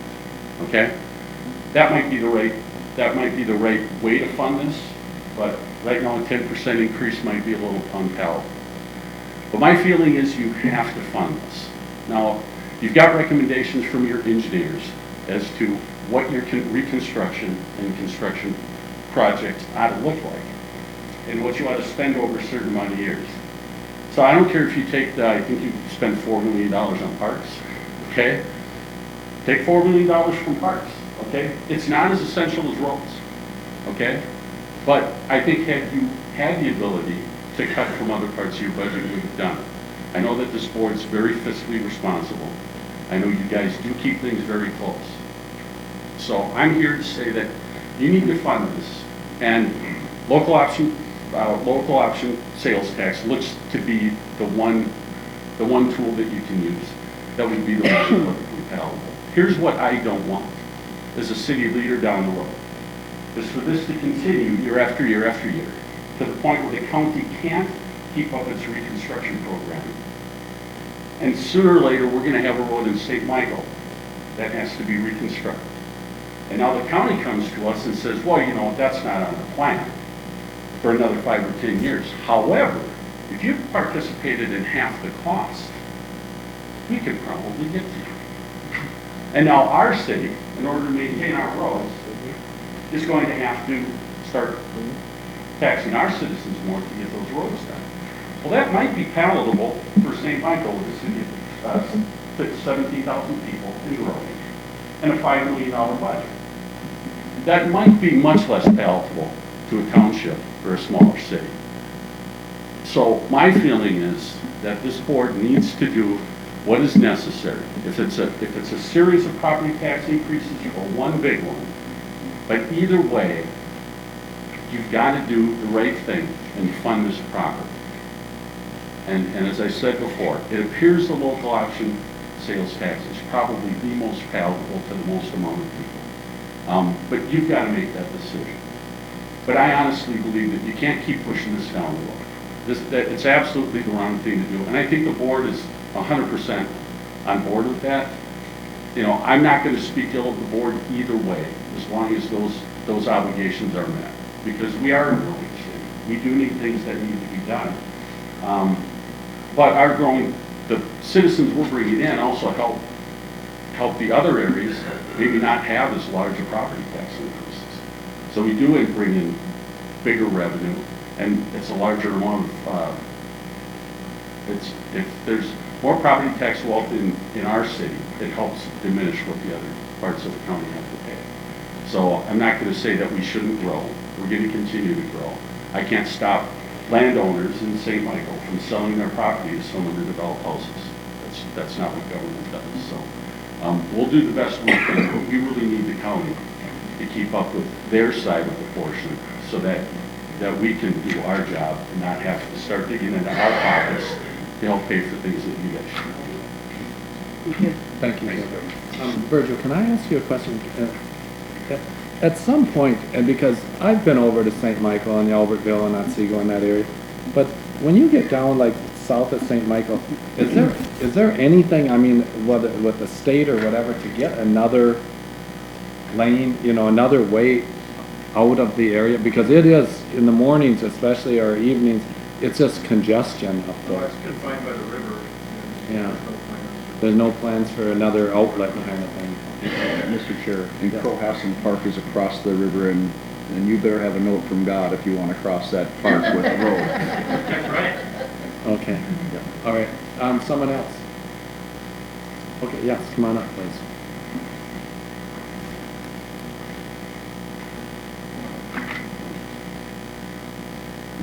Ray Schmidt, Buffalo Township. I guess what I'd like to speak a little bit about is the overall whole picture of Wright County. Our property taxes have gone up a lot. The last 10 years, my property taxes have very nearly doubled. And that's residential and farm. I take a look at Wright County and I see all the stuff that's going on. I see new public works buildings, couple of them. I see jails. I see now a new, whatever it's going to be, a law building. Courts facility. Court. When is enough enough? Now you're going to come back to us and you want to put a sales tax onto us because we got to build more roads. Maybe you people should look at yourself and say, is there something else we can do? Every one of you campaigned and you said, we will not raise taxes. Charlie told me that. Michael told me that. I don't know about the rest of you, but all we heard was no more taxes. I didn't hear anybody tonight say, what other options do we have? All I'm hearing is, we gotta raise money. Do you ever look at saying, we gotta make a cut? We gotta do something level to cut, because every year the budget goes up. The county budget goes up every year. It never stays the same. Do you ever look at the whole picture? Or do you just say, come on boys, we'll lay it to them? Because that's what's happening. Our property taxes, yeah, they're going up every year. And now you want to raise them some more, possibly. And we don't need a sales tax. Mr. Chair, I live in the city of Buffalo, and my county taxes actually for this next year are going down 6%. My city school taxes are going up 12%. So it depends on what you're looking at. Because of all the growth in the county and because of the taxes that were the larger tax base, we're able to do the public works building or the new highway facility without raising your property taxes. So we're very concerned about that. And, we have to look at the rate of inflation, and we're keeping it so it's not going up more than the rate of inflation. But yeah, with the new growth in the county, I mean, that's really enabled us to do what we have to do, to perform our core function of government. And Chris, that is a good point too. You know what? I looked at my property tax again, it went up again, and I didn't look at the county share, I just looked at it and says, it's Right, going yeah. up again, and it's probably the school district. It is, and, I mean, that was proportionate. It went up because my values went up, but my property taxes went down 6%, my city school went up 12%. So we have to look at, and I know, I mean, commercial's different, you know, farm's different. We own a home in the city, so that's different. There's, you know, we've got a very complicated property tax with 14 different points in our state. So it's not simple. It'd be nice if it was simple, but it's not. But yeah, I mean, we don't want to raise your taxes. And speaking to the roads, I drive around Wright County a lot. I think the roads are in good shape. Compared to Are a lot our of roads that bad? To me, I don't see any really A lot bad of things, ones. times you don't see, and all of a sudden they just sort of fall apart. I mean, and we're not engineers up No, here, so we can't tell. But, and I give the highway department credit, and Virgil, I do, I compliment you. I said, I'll drive up to St. Cloud, and I said, you can tell when you hit Stearns County, the roads just, they weren't plowed, they're rougher.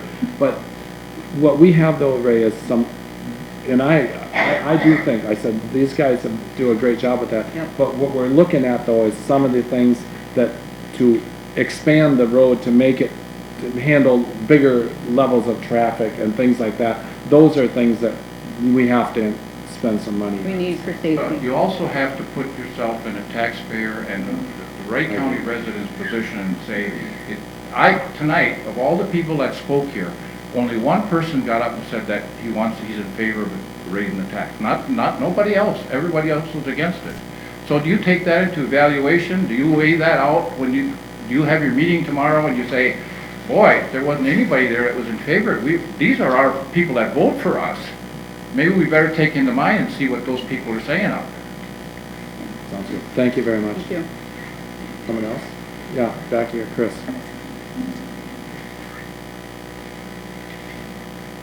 Make sure you make the point that you're not in my district. Chris Klein with Silver Creek Township, and I'm not in Charlie's district. Contrary to what Ray was talking about, Silver Creek Township Board discussed this matter, and the full board is in agreement to have this user tax at the full 0.5%. How many people have driven through the city of Clearwater and stopped at the truck stop and had breakfast or ate or got gas there, or even the Hasty truck stop? Raise your hand if you've done that. You paid a 0.5 cent sales tax there. Clearwater, Hasty? yes, Hasty, Clearwater. even though it's not in the city of Clearwater, has been paying this arbitrarily. They don't have to, but for some reason they got roped into it because of the zip code. So, you paid that, and it's not transparent that you paid it, but it's been paid. It's a river crossing there. That 30%, 20 to 30% that the highway department showed up there for people that would be paying this outside of Wright County. If you live along the river, Monticello, and Jeff, you may be able to speak for that a little more, Clearwater especially, and Hasty, we're getting the influx. And I would say that that's probably closer to 60 or 70% non-resident in that corridor versus the resident in that area. They're willing to pay that. They're not even thinking about it because they're paying it in Sherburne County, they're paying it in Stearns County. How many people in here are under the age of 40? Besides Derek, maybe. Sure, pick on the young people. Drop it down to 45 even. That live in our county. There we go. Let's just say 45-year-olds and younger. They're not here tonight. They really don't care. They're willing to pay it. They're not even thinking of it.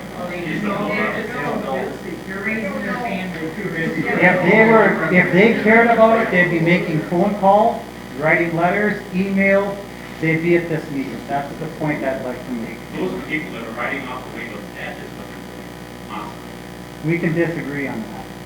But the point is, they should be here stating their opinion. Don't vote on this one way or another.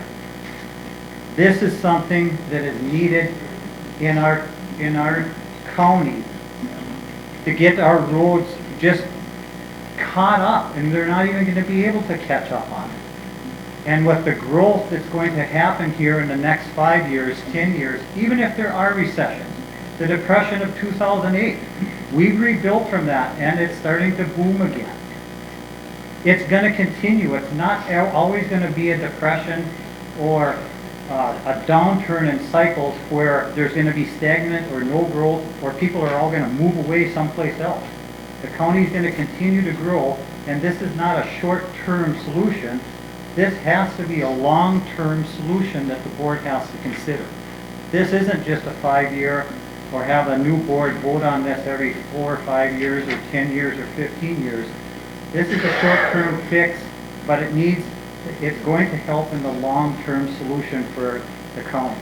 If the county's going to grow and attract people to live here, and attract businesses to raise the property tax revenue, they have to have roads to do that.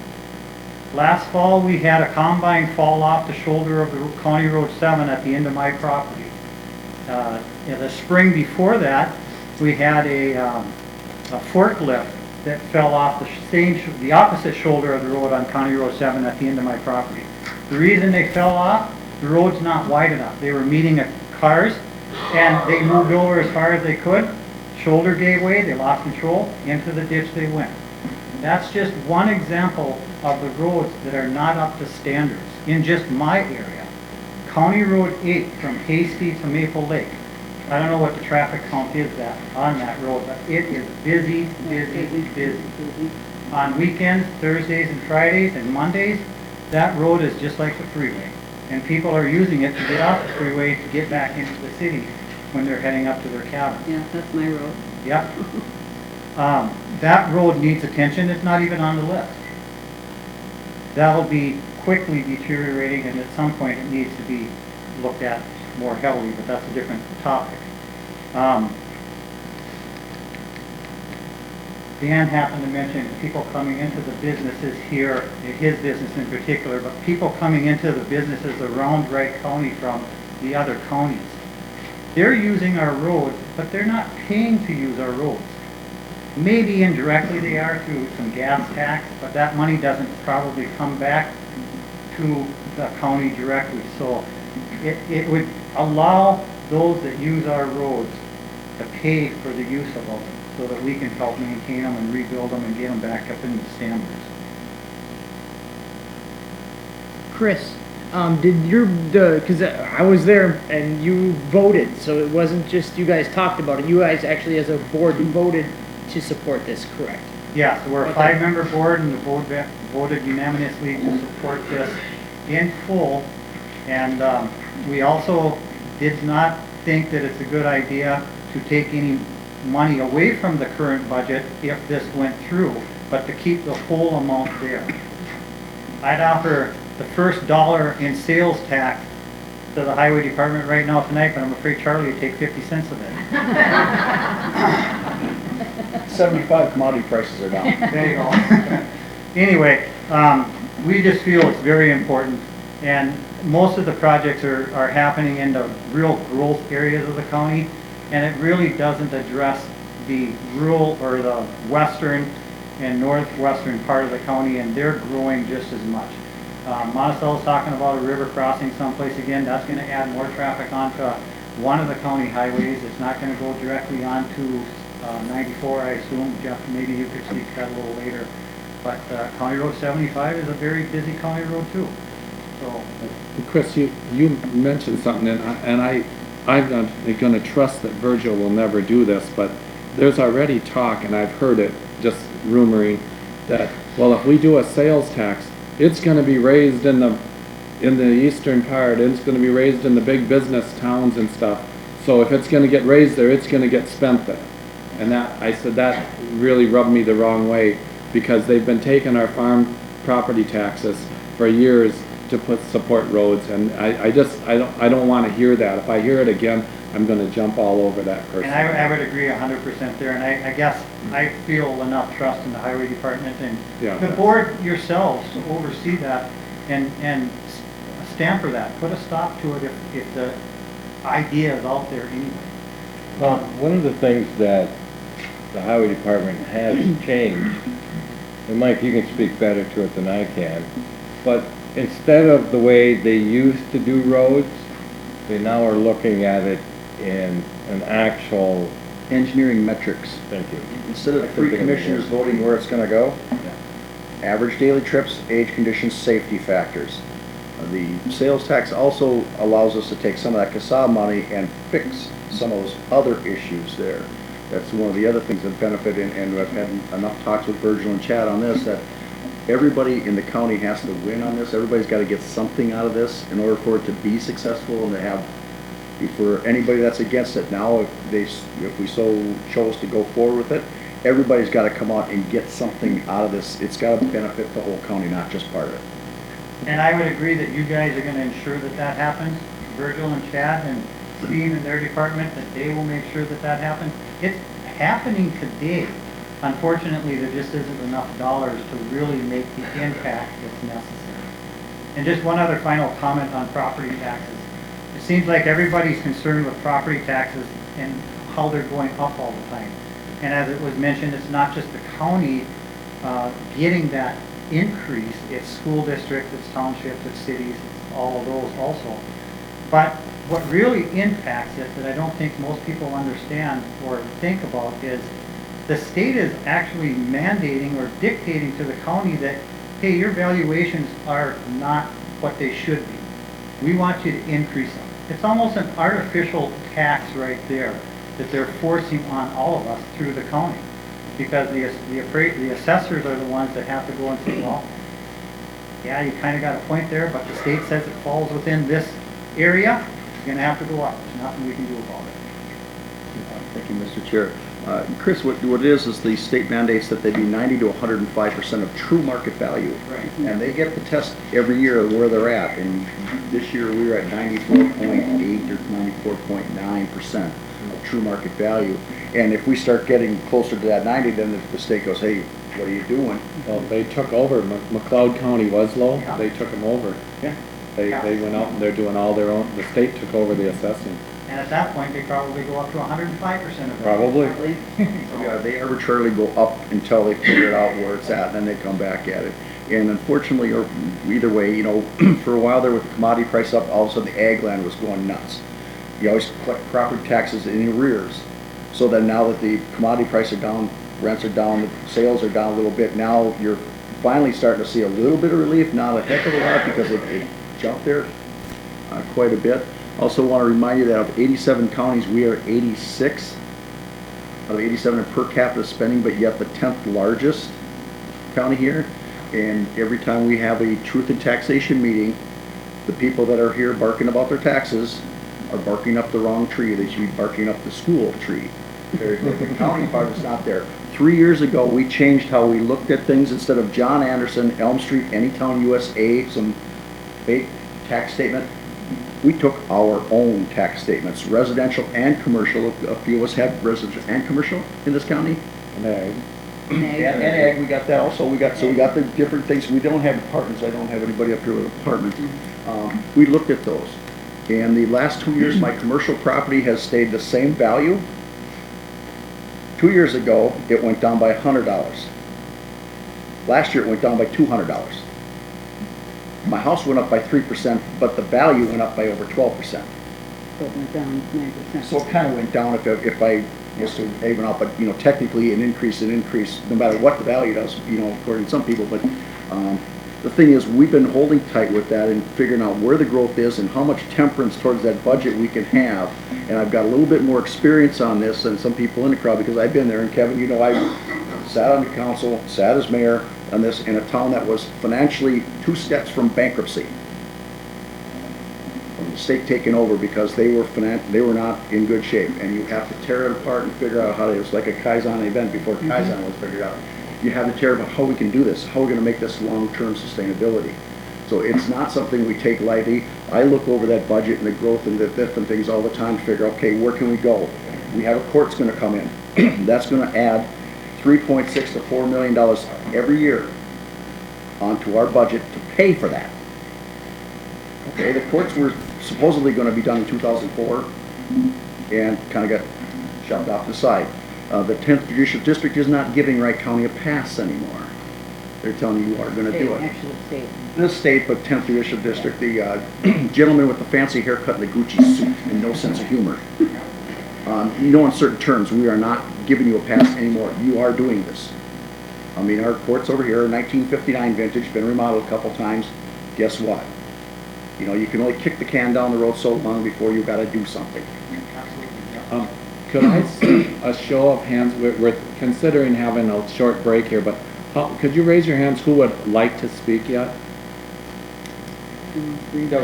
Connie better raise it. Okay, it's just a Only few. if she takes the ditch, right? Do you have anything else, Chris? Just the final, to elaborate just a little bit further, with the Clearwater River crossing, the number of people that are coming both ways there, into Sherburne County and out of Sherburne County, they're stopping in Clearwater, they're stopping in Hasty, and they're purchasing goods that have that 0.5% user tax on it. They've never gone to Monticello or Maple Lake or someplace else. If we put this on, then would that come to us, or are they gonna make it? It would be on top of what they're currently doing. They would be paying even higher. Correct. Which is, for you to speak of that, I mean, that's putting your feet to the fire on a township that already has some of your very small business district that you have. We don't get anything out of it. We have to maintain that road. Okay, thank you, Chris. And then who else back there? Okay, yeah, come on up. Oh, no, we only have 2 more people. My name's Rob Swenson from Chatham Township. I appreciate everybody, you guys having this meeting. It's been real informative to me. First time I've ever been to a meeting like this, but I'm coming at it a little bit different angle here. I'm curious to know who will be doing this work. Is it going to be hired out? Is the county going to hire more, make government bigger and hire more manpower, buy more equipment to fund, take care of these projects? How's that all going to take place? Because when that's all this work is said and done, We might do got all some these of the employees. engineering, but mostly it would be. Pardon me? Well, we might do some of the engineering, but. do you know if you'll be hiring any more Be people for this contractors. then? No, we don't plan on hiring any more right now. We have Buying more 52 equipment?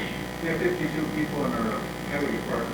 We have an engineering division of 15. But aren't you busy with all the other projects you have other than just new highways? Just like we do going now, in? we do as much as we can in-house, and then if we can't do everything in-house, sometimes we have our consultants help with that for design.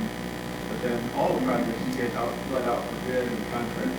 So you won't be hiring any more people or buying any more expensive equipment that will be initially having to come out of this $86 million budget? First of all, before a shovel even hits the ground? I mean, that's really important to me tonight. Making government bigger. No, that's not the point. Taxes, it's gotta stop, you guys, it's getting out of hand. One other thing, isn't the DOT now starting to talk about, starting to find ways to do away with salt? Do you know anything about that? I just heard it a couple weeks ago, they're looking into doing, trying all kinds of other things, and, maybe we should cut back on that because of that, we know what salt's doing to our roads and our lakes, and maybe we should find some other options to preserve our roads. We could look at that, we've tried different things in the past, different and things to try. How about less? How about less, or timing it right to get them down the roads before it's too late, and then dumping tons more, because it's too late to Pretty get on the roads in proactive. time. But that's just, I guess, a side note, but I'm just really concerned about making government bigger and spending more money just to get this thing started. Thank you. Totally agree with Thank you. you. Thank you. Okay, 2 more. Oh, who else? Oh, Connie, come on up. Oh, okay, sorry.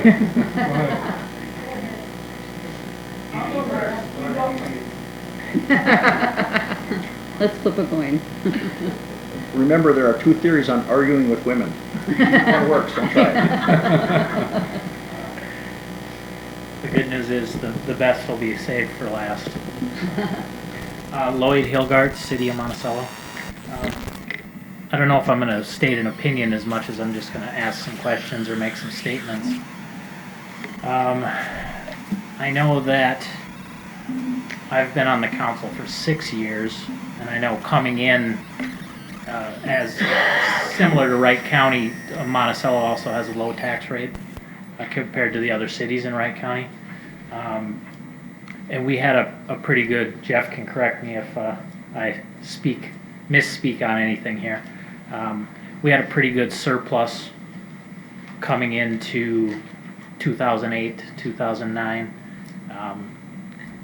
And I don't propose, or I would never want to draw down so far on reserves that, and you're saying that too, but I just want to make that statement that we had good reserves and they needed to be drawn on when the council made a decision not to raise the levy through those 6, 7, 8 years. So it's important to make sure that as we're ramping up again, that we do keep good surpluses so that you do have something for the rainy day.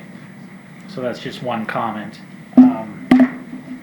Also, I know the county is probably similar to the city of Monticello in the fact that, our levy stayed pretty stagnant for a long time. And even the last few years, it's been 2%, 3% increases. And even though people don't understand that we've had growth, but we didn't capture that growth because we kept the levy the same. And so even though we had more taxpayers, you don't collect any more tax unless you raise the levy. So a lot of those years, our taxes went down. There was a year in particular where the business taxes went down 15% because of the increase in value of Excel. And I'm assuming Wright County saw the same thing because Excel actually pays more to the county than they do to the city. So I guess the point is, given the fact that the county, in particular Monticello, for my constituents, has low tax rates. So it's not like you're up here spending frivolously. And also similarly, certain projects that we should have kept up on, we did not. And so now you find yourself behind the 8 ball. And you need to catch up on those for the next time the downturn comes and you do have to not increase.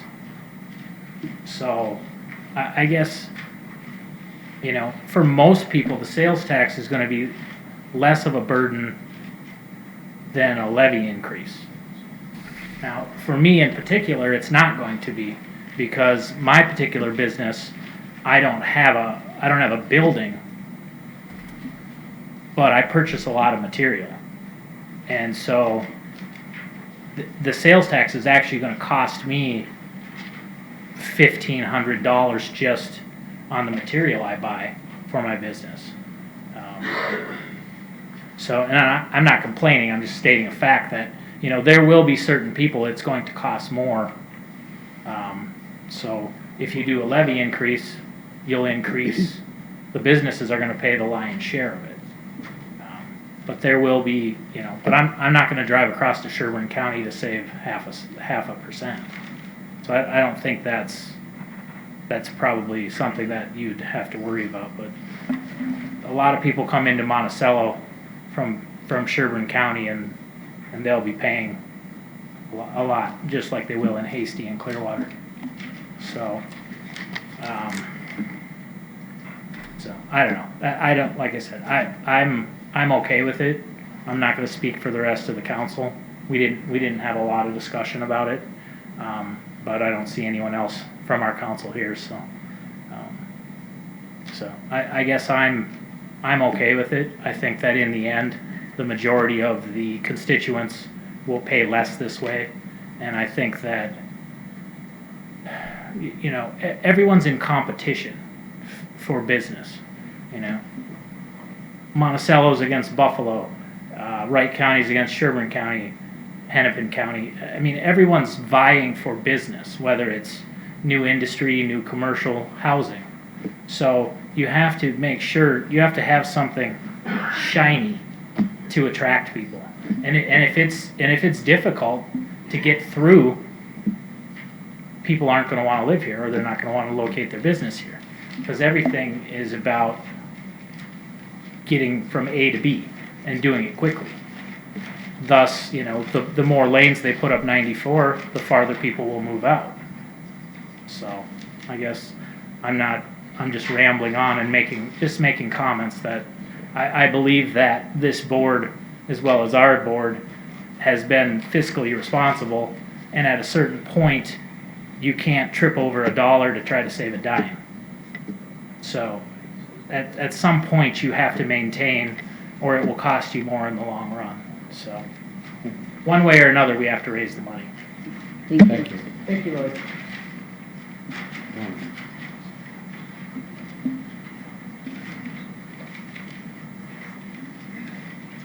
Yes, I'm Connie Holmes, and I'm speaking as a citizen of Waverly. Charlie, one of your constituents. Again, our condolences. I've been on our city council and the mayor of Waverly for the last 8 years. But I'm speaking for myself, not the council. The council did not take a position on this, although we did discuss it. I don't envy you your position. I mean, and none of us who have been in any form of government, whether it's township, whether it's city, whether it's the county commissioners, we're all between a rock and a hard place when it comes to budgets. None of us like to raise taxes. None of us like to. And it pains us, and we only raise taxes if we absolutely have to.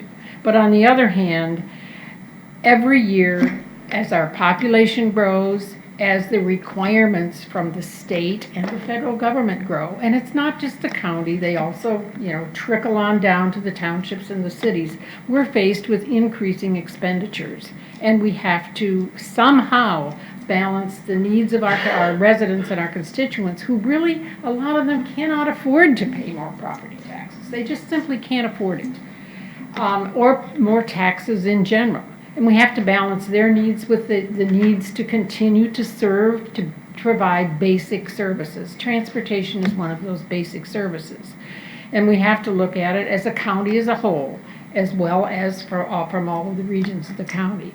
And many very, very good points have been made here, and I agree with many of them. I don't want to see you raise the sales tax. I don't want to see you raise the property tax. I especially don't want to see you raise the property tax and levy. And I would frankly commend the commissioners for the utmost care that you've used over the last many years since I moved to Wright County, which is about 9 years ago, for the care that the former commissioners and the current board is taking in using the monies that you collect and using them wisely. The Department of Transportation has done a yeoman's job of using a limited number of resources to the best possible advantage. But I think we're coming to the point where we've run out of money. I mean, you're looking at a greater demand for transportation and a greater need for spending. And so we've got to find some way, as Derek pointed out, Commissioner Vetch pointed out,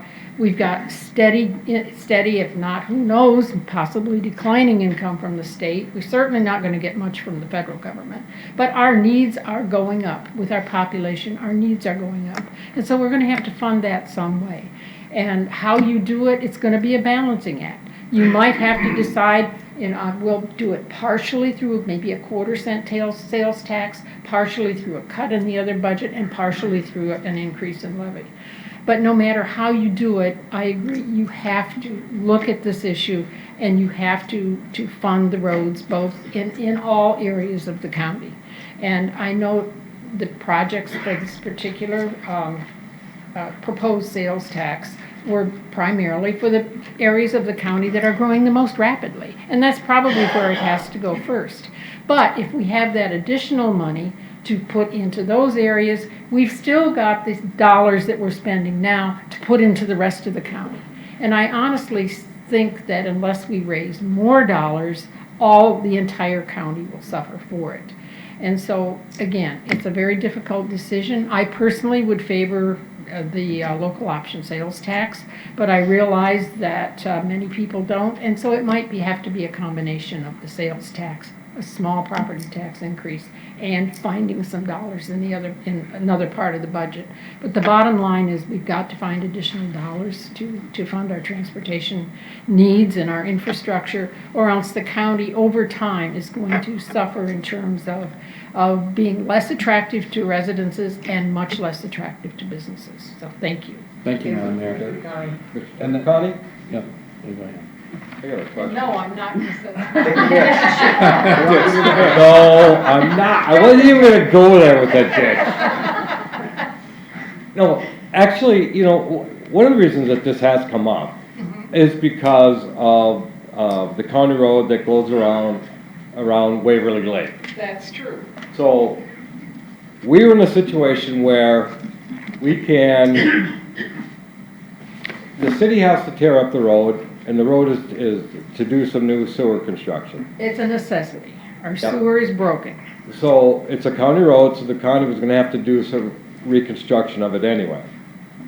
So we had budgeted for that. The problem is that this road has 1,600 cars per day or so, and it's a really strange road, and it's right alongside of a lake with no room whatsoever. True. And the issue was that, okay, we can just make it the same way as it was.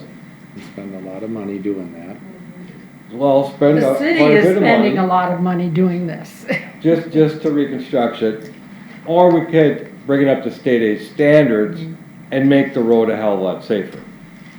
Well, the board has kind of decided, which is one of the things that kind of brought this forward, is that it didn't make any sense, because you talk about kicking the can down the road. In order to just redo the road the way it was, we weren't gonna touch that road for another 40 years or so. I mean, it didn't make any sense. So, we decided that it was best to bring it up to state aid standards, make it a safer road, and now we're just trying to figure out the best way to solve this issue and other And issues that other we have issues out as well. throughout the county. But I will stress the fact that this particular project is going to be done one way, I mean, with or without the increase to stay, because our sewer system has failed. It's a sewer project, not a road project. Yeah. Okay. Yeah. And thank you again. So- Lee, you had you had the Silver Creek that Chris kind of spoke to, and then you had one other person that wrote a letter in. Yes, Mr. Chair, City? I did receive an email from Nick Hagenmiller, the administrator of Howard Lake. He states, please accept this brief statement of support on behalf of the city of Howard Lake. In previous years, 2013, 2014, and 2016, the city councils adopted a small legislative agenda and passed resolutions of support. One such example was in support of Wright County adopting both a wheelage tax as well as a local option sales tax. He writes, regardless of the size or level of the organization, funds are limited and we have remaining infrastructure needs. Simply preserving what we have lacks the foresight, understanding that we are a collar county to the Minneapolis metro area and experiencing growth which should be reflected in all forms of planning, including and especially transportation networks. Furthermore, a great deal of sales tax is generated along interstate and highway corridors, which causes strain on the related street utilities by folks who are often not residents. Generating related revenue makes sense and sense. Moreover, as a non-MSA city in which these funds must be channeled through the county, it gives us greater reason to support Wright County in seeking this sales tax option. I wish you well in the public hearing and related considerations and implore our county commissioners to recognize the need and support for the proposed action. Signed, Nick Hagenmiller on behalf of the city of Howard. Okay, thank you. And before we leave, I want to thank everybody, I mean, because this is what government's all about. I mean, this dialogue here.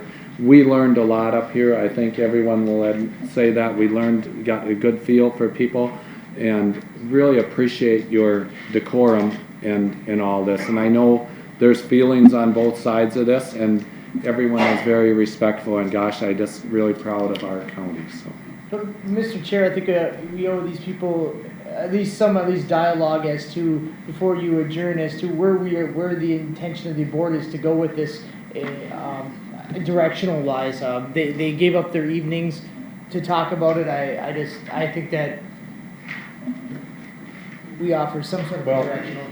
The only, I mean, if we're gonna have our discussion on it, because then we probably should take a break. No, well, Otherwise. I think they want to, I mean, I'm guessing they want to see our discussion on it. They didn't come here all the way this evening just to talk to us and not get to hear what our feedback is, but that's my opinion. I'd rather keep it a secret. yeah, Mr. Chair, yeah, we certainly can. There's not going to be any action taken tonight because we're not. We are a full board. We could vote on it tonight. We could vote on it. Okay. Yeah, that was. I would rather not. Yeah. I guess. I mean, but then my transparency to you then, Charlie, is you brought all these people out here, you asked for an evening meeting, and then you're gonna, do it on a secret morning, Tuesday morning? I think put your feet to the fire and vote how you're gonna vote in front of the people that came here concerned to see it, but It's that's just that me. we're getting a lot of other, I mean, I'm getting emails, I'm getting comments from people, so. If you want more time to talk about it, that's great, but I think if you're gonna vote on it, then it should be voted on in an evening I meeting. think somebody made the point that we shouldn't jump into this, that we should actually weigh things out. I'm So- totally okay with that. I just want to make sure that if we were going to vote on this, I don't want to end up having people come out for an evening meeting. We do a special meeting in the evening so they can be present to see how it plays out and then end up doing a vote on a Tuesday morning. I don't think that's fair to the people in the room. I just want to make sure that that isn't how it ends up going forward. No, I would think it's gonna take a couple of Yeah. regular board meetings to discuss it and hash it out before And we a may- final vote comes. So, sounds good. No. But you're welcome to state how you're gonna vote. Right? But Derek, see, I might have some dialogue or might have a conversation with somebody, and then I'll be in your office, say, Derek, here's the deal, this is what you need, so. I agree. This is the transparency is key to this. I want everybody's input out there because Well, I I think we went got it. very hard diligently to go to many of my communities to present this, and I started off presenting it by everybody. Anytime you present anything, it looks like you're selling it. And then when any of my boards out there, I've started off by telling them that my presentation to this isn't me selling this. It's me bringing the information for you to give me input on the decision that I should make. Whether it is lights on only, whether it is we do it, and if we are gonna do these things, how we're gonna go about doing it. Bottom line. But I said, I think there'll be a lot of discussion yet between Okay, us. that's fine. I just wanted to make sure that we weren't gonna try and move this to a Tuesday and a morning, somewhere down the road. It probably will get voted on at a Tuesday board meeting. Yeah, but after multiple discussions, I Yeah. don't think it's gonna be. If you're not ready to vote, I just would rather have seen if we were ever gonna vote on this, I want the public present, and if Well, we because- chose to have the public because here in the evening, But why if would we we vote took, in the if evening? we took some kind of a vote tonight, Derek, I'm not saying we have to do it tonight, but I'm just saying I'd rather see it be done in an evening. Well, And I want the public to be able to attend it if they, I don't know, but that's maybe me. I could be totally off guard on that, so. okay. Well, the bottom line is, I said, we're not closing public input on this. I mean, every one of us, you can email us, call me. My cell phone is 612-227-7827. I also text. Yeah, don't email them, don't email them. Call or text. Unless, if you email them, you gotta text them first to tell them, check your emails, Charlie. Otherwise, if you're waiting for an email response, forget it. That is the truth too, because I learned that one the hard way. Yes. We either need to continue this public hearing or close it. No, I said, I think there's nothing wrong with continuing the public hearing to one of our board meetings when we, You certainly could, I guess, for next steps, Mr. Chair. We could certainly discuss this at next Tuesday's meeting if we want to schedule another meeting, or you could do that tonight. because Lee, there actually is somebody that might be working second shift that can't come to this meeting, that could come to one of our Tuesday mornings. So let's continue the public meeting until. What ramifications does that have? It would probably be best to close public input for tonight, and you can certainly reopen it again at Okay. another point in the future. All right. That would be So my recommendation. we will close public input then on this subject for now, and it could be reopened if somebody did have other information that wanted to present. I would be willing to do that, so. Okay, thank you again. Like I said, I think it was a great meeting. So, appreciate it. Yeah, thanks for coming. Can I talk to you for a second?